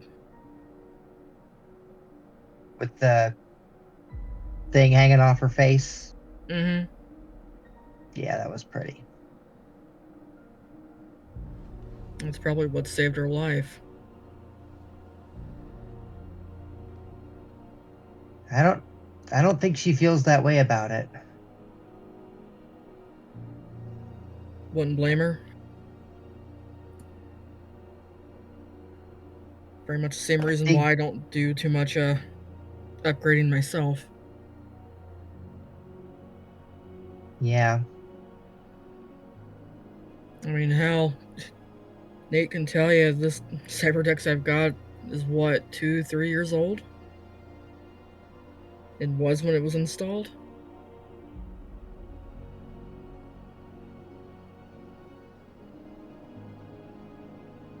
You know, it was the best the Eddies could buy 2 or 3 years ago.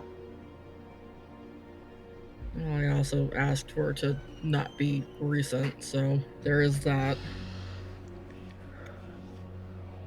Hmm. You think it affects you less? I'd hope so, but also older tech just tends to be a little bit more reliable. got a softer touch. Yep. Hell, that bike of mine is... Fuck, it's gotta be going on about 40 years old now.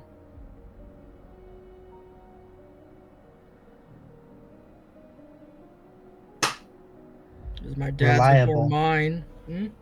My dad's before mine, and probably his dad's before his.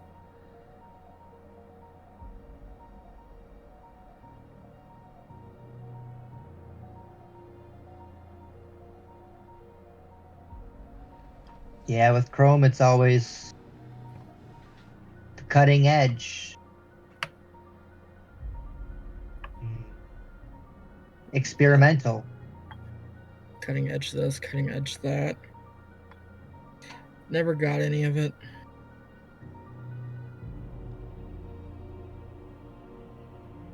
It's all to make the next big cyberware contract, I guess. It's because once it gets wrote for the military, then it goes to whatever the civilians want to pick it up. The number of times that I've seen Chrome junkies come in here because they want the latest and greatest in this and that. And luckily, I don't keep a whole lot of that in stock. That must have been a breath of fresh air for you then. No, you worry me with your old shit. It'll break down on you one day, and you won't have me to fix it for you. Yeah, I've been thinking long and hard about that one. When I get everything squared up with you, and obviously she taps her leg, that gets healed up. You and I are gonna have a talk about that. See about changing some things up. Hate to admit that you and Blunder may be right about that.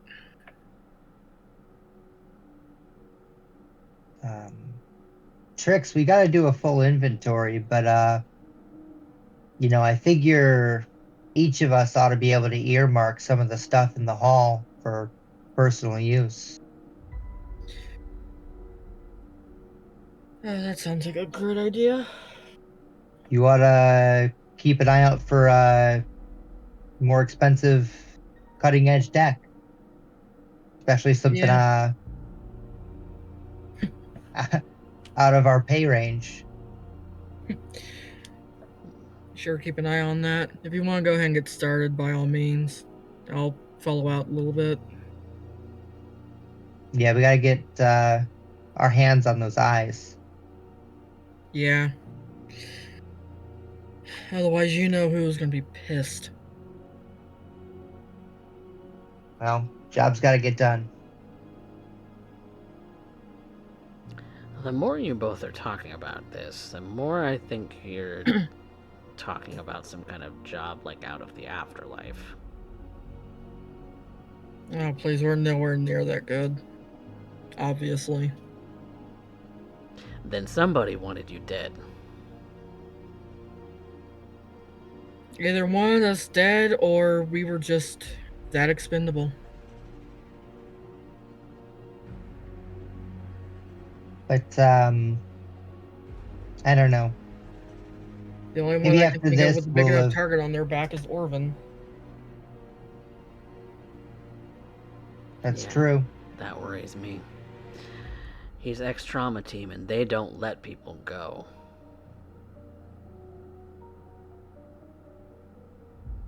The Yeah, fact he that doesn't he's let even us out go in either. the open is a big target. What were you going to say, Lou? No. I mean, he doesn't let us go either. He's one of us now. Kind of why we drilled into the fact that he needed a different name to work into his head, different look.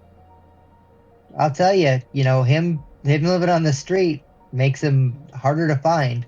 I don't know if he's doing this on purpose, but if he is, he's playing the game right. Just be careful.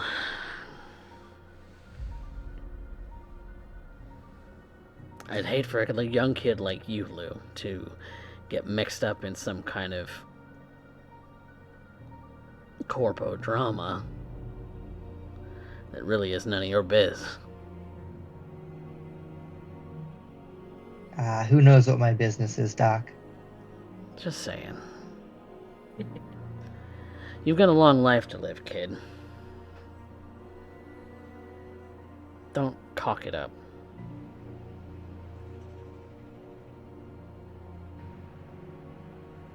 Says, do you believe in fate, Doc?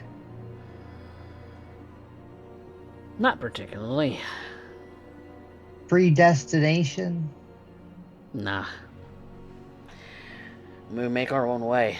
It's the only way to live in Night City. I don't know.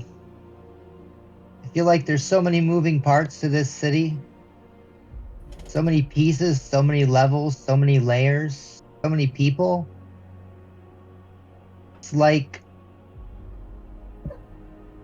you don't have any control. It's like you're a speck of dust floating in this endless machine that only wants to crush you. And it's going to. Why do you think legends like Johnny Silverhand, Waylon Boa Boa, and Morgan Blackhand made the names that they did? Because they wouldn't settle for it. And they died spectacularly. Each and every one of them. Which means you've got to live spectacularly first.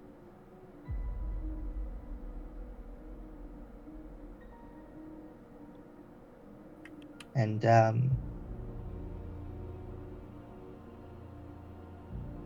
I'm not going to live like the living dead on borrowed time.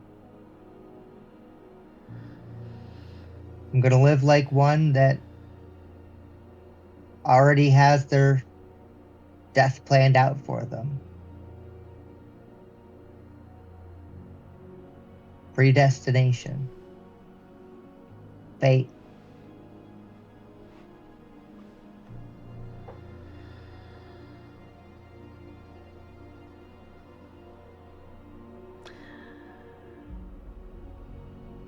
You're gonna do what you're gonna do. You're damn right. And I think that is also a perfect place for us to call the session for the night. Woohoo. Yay! You all survived! Somehow. You all lived! Despite your best attempts. Look. I I attempted. love it how it's like casually. I lost a leg. I got my arm broken. Well, we're fine. It was the Then leg just blown Orvan who off goes, for me. Right? Fine. It's all on the arm break though. Yeah, that was pretty tight. Love it. Love to see it.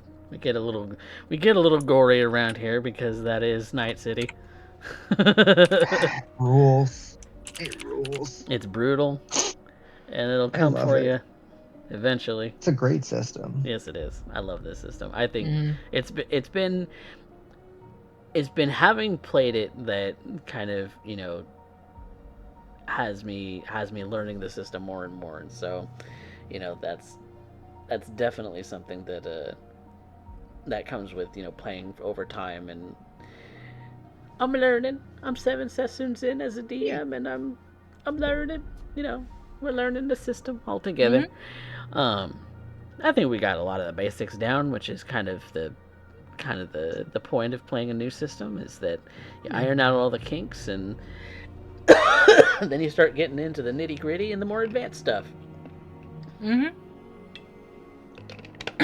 But when it comes to your payout for any of the weaponry, any of the contraband, and any of the cyberware that you find, I will be writing that up this coming week so that you have basically a full list of what you have.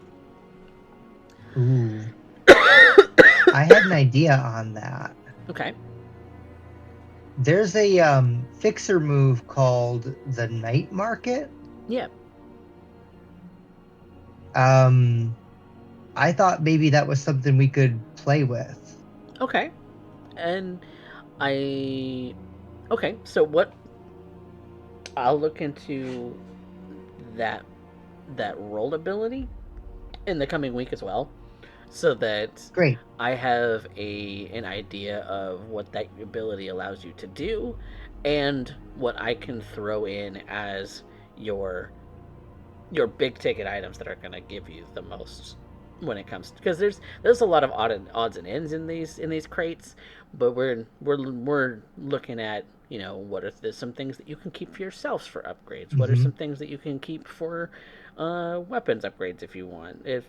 And I'm gonna try and find some kind of random loot generator to try and Nice. facilitate that, because I think that would be a great way for us to do these sort of, you know, loot grab missions and have a way to kind of randomly generate it a little bit, kind of take a little bit of the guesswork out of it for me. So, but I also have in like cool supplements like the Danger Gal supplement, which may be a good thing for me to scroll through and find out if there's some fun stuff in there. Hi, Felix. Baby. But yeah, you completed the combat, which was a major part of your mission.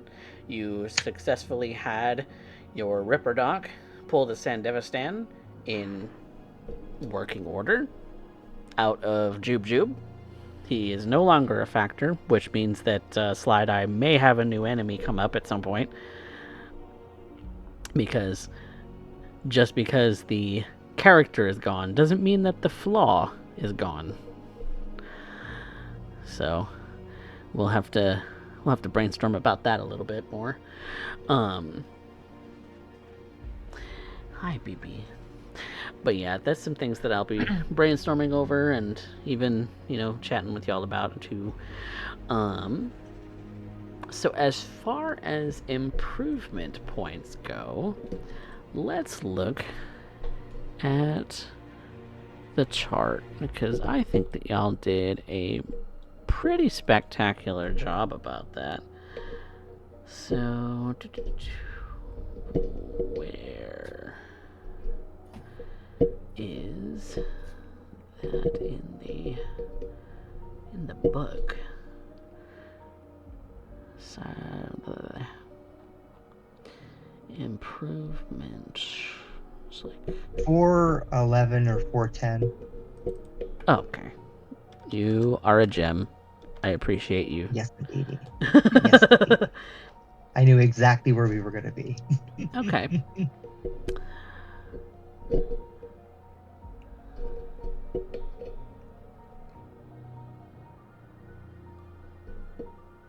You know what? I'm kind of gonna go along some of these here. Actually, the table kind of goes group, warrior, socializer, explorer, role player, which I think are actually some great roleplay prompts for us to discuss about when it comes to this particular game, which might actually replace what we usually do for for experience and stuff like that in other games. So, as a group, I think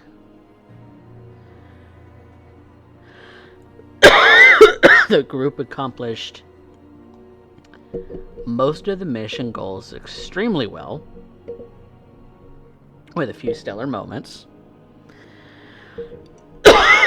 So I think the group gets 50 each. 5-0? Yeah. Yes, 5-0.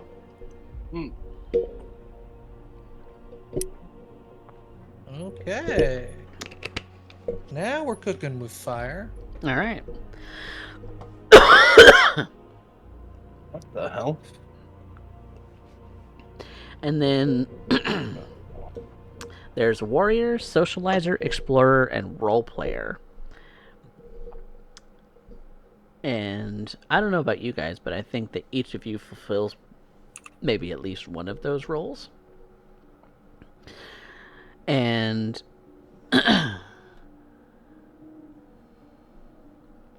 I think, yeah, so who was the warrior in this particular session? In this particular Derek. mission? This whole mission. I have to say Derek and Slideye. Yeah, Slideye. Well, that's 2. I'm not. 3. Oh, because I'm not actually seeing y'all at the moment because I'm looking at the book. So, Derek, I would say that you used combat skills often, even if not to exceptional effectiveness. So you'll get that extra 10 points. Okay. Who is the socializer? Giving that to Lulu. Yeah. Yeah. Thank you. She was the socializer throughout the whole mission? Yeah. Okay. Then yeah. We'll grant her that extra 10 points. Explorer. That's gotta end up going to Trix. Trix. You I'll take explored the critical hit system.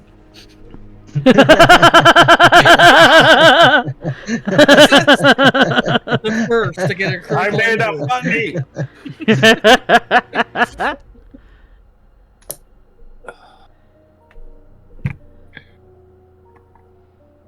Okay. Yep. Then I would say she gets that 10 extra points.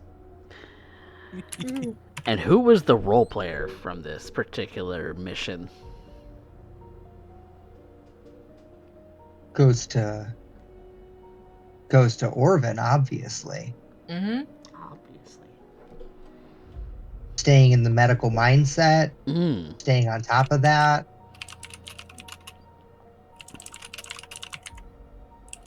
All right.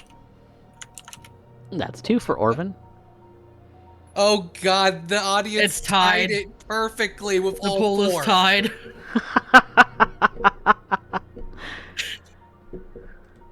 Well, Wow, that's perfect.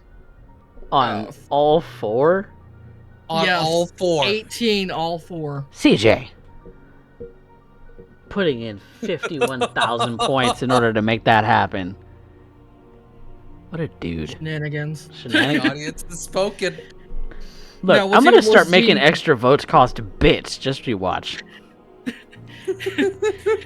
And he We knows all exactly get- how this goes down, too. Bastard. Bastard. We all get the points. No. Normally we You do either- a high or a low. So, Orvan, you get the 10 points for the roleplay. And for the audience favorite, so yeah, what we do is we, as a team, high or low. If you call it, then everyone gets it. If you fail, nobody does. Okay, so thumbs up for high, thumbs down for low. I'm voting high clan high. High clan high. High, Derek's clan, high. going high on the roll. So let's roll a d10, everybody. We want... Woo! Ooh, we got a 9. So yes, that is a high. Everybody gets 10 points for the audience favorite. Beautiful. So, We love you. you have a You good love us. you have a good stack of improvement points now. And those can be spent to make improvements to your character as you see fit. And I would also say that each character, for their reputation, can increase it to rank 1. Nice. Where is the reputation on our sheets? That is something that you'll probably have to make a note of because I don't think it actually has a track box in the No, it's sheet. in there. Yeah, it's in there. I've It's seen it. It's all the way down by Underneath friends, enemies, and tragic. Yeah. Okay. I didn't have to talk over you. I Up just there did it it for is, fun. reputation. Yep. Reputation is Plus reputation 1, which means anyone who was there now knows who you are. Anyone who was where? As in Warehouse. people who have been involved in your missions know who you are Got it. and can Tight. act accordingly. All right. So So Maelstrom, isn't that a for 1? instance, might be kind of aware of who you are. Mhm. Or Arasaka maybe to a lesser extent. But you have a reputation of 1, which means that your name is potentially getting out there, Sick. whether for good or for ill. How do you want us to spend our improvement points? There is actually a chart. There are charts based on what it is that you're looking to improve, all of which I think are 10 points. It in 10 gives point a cost increments. per level. Yeah. Yeah, it gives a cost per level depending on if it's a difficult skill, typical, or your roll ability. So yeah, your So- skills are 20 apiece to Yeah. improve them by level. But you can also improve your roll ability rank. Yep. And Yeah, that's that's like by 60. your character level, right? Yeah, that's your Essentially. level. Yeah, your class level. Yeah. You can So increase skills independently of your role. and it does say, like, on the side, it says only do it by 1 level at a time. Don't skip levels. Get used to it by 1 level at a time. Yeah. Do you want us to do something like narratively to improve that? Yeah, if there's a way that we can work that in to the narrative a bit, like you've been training or like you've been, seeking out advice from a 'Cause that's from what a I'd like fellow. to do next. Yeah, then we can Mhm. definitely brainstorm about how to do that and make it into its own Okay. kind of montage, if you will, Okay. because Well, I'll it's talk to you training, about that. it's learning, it's improving. Mhm. So it does take some Mhm. time to do, and having a narrative through line for it just makes my job Mhm. easier to tie things even more together. Mhm. So, because the more NPCs y'all make, the more I can twist knives. Great. Sounds great. So, there's plenty of Always. things Okay, well, I'm gonna go ahead and improve my rank to 5. for your roll. Yep. That's that would be 60 times 5. Huh? Yeah, you it's do by it by level. new level. So Yeah, times going new to level. rank 1 would be 60. You'd have to have Oh. 60 times the level. Yeah, You'd need it's times new level. Yep. So if I want to 300 get to improvement 5, I would need 300 Yes. of them. Yep. Yeah. The chart lied to me. And Yes. by lied to me, I mean I don't know how to read. It's okay. We're learning the system. Improvement points are a spent pool, not necessarily like a like a threshold you need to meet, as like other Yeah. games. So Yeah, I got you. I'm just confused why it would start at 1 if you don't start at level 1. You Because literally some start at people- level 4. yeah, Some people do, and there is also Really? multi-classing in this game too. Multi-classing, you're right. Yeah. I've thought about multi-classing. yeah. But I I think since we're still learning the system, we're Yeah, we for probably the don't want to do purposes that. of this particular chronicle, we're gonna avoid multi-classing for now because I even think the book suggests not to do it. So, but Yeah, but it would be really fun to do Rocker Boy. yeah, nothing stopping you from starting a band by being a fixer, but Yeah, the if I Rocker didn't Boy want to roll overcomplicate ability is where coffee. that's what. No, I was saying if I didn't want to overcomplicate it for coffee, Trix probably would have been multi-classed. Yeah, we're gonna We're gonna hold off on that for now. We're learning the system. We're still trying to get the bugs Come out. on, let us break. Can't we fuck it up first? We want to fuck it up now. We All want right. good characters, not broken characters. ¿Por qué no los dos? I mean, fair. But yeah, that concludes the stream for tonight. And our characters have earned their improvement points. And it is time for me to say goodnight because I need to head to bed. So, thank you all so much for watching. And if you're on YouTube, find us on Twitch because we broadcast there live every day. Or not every day. Every time we get... because that would be a chore. We go live on Wednesdays and Saturdays for D&D and Cyberpunk. And here on Twitch, you should be subscribed to my YouTube because that's where I post all of the past content, including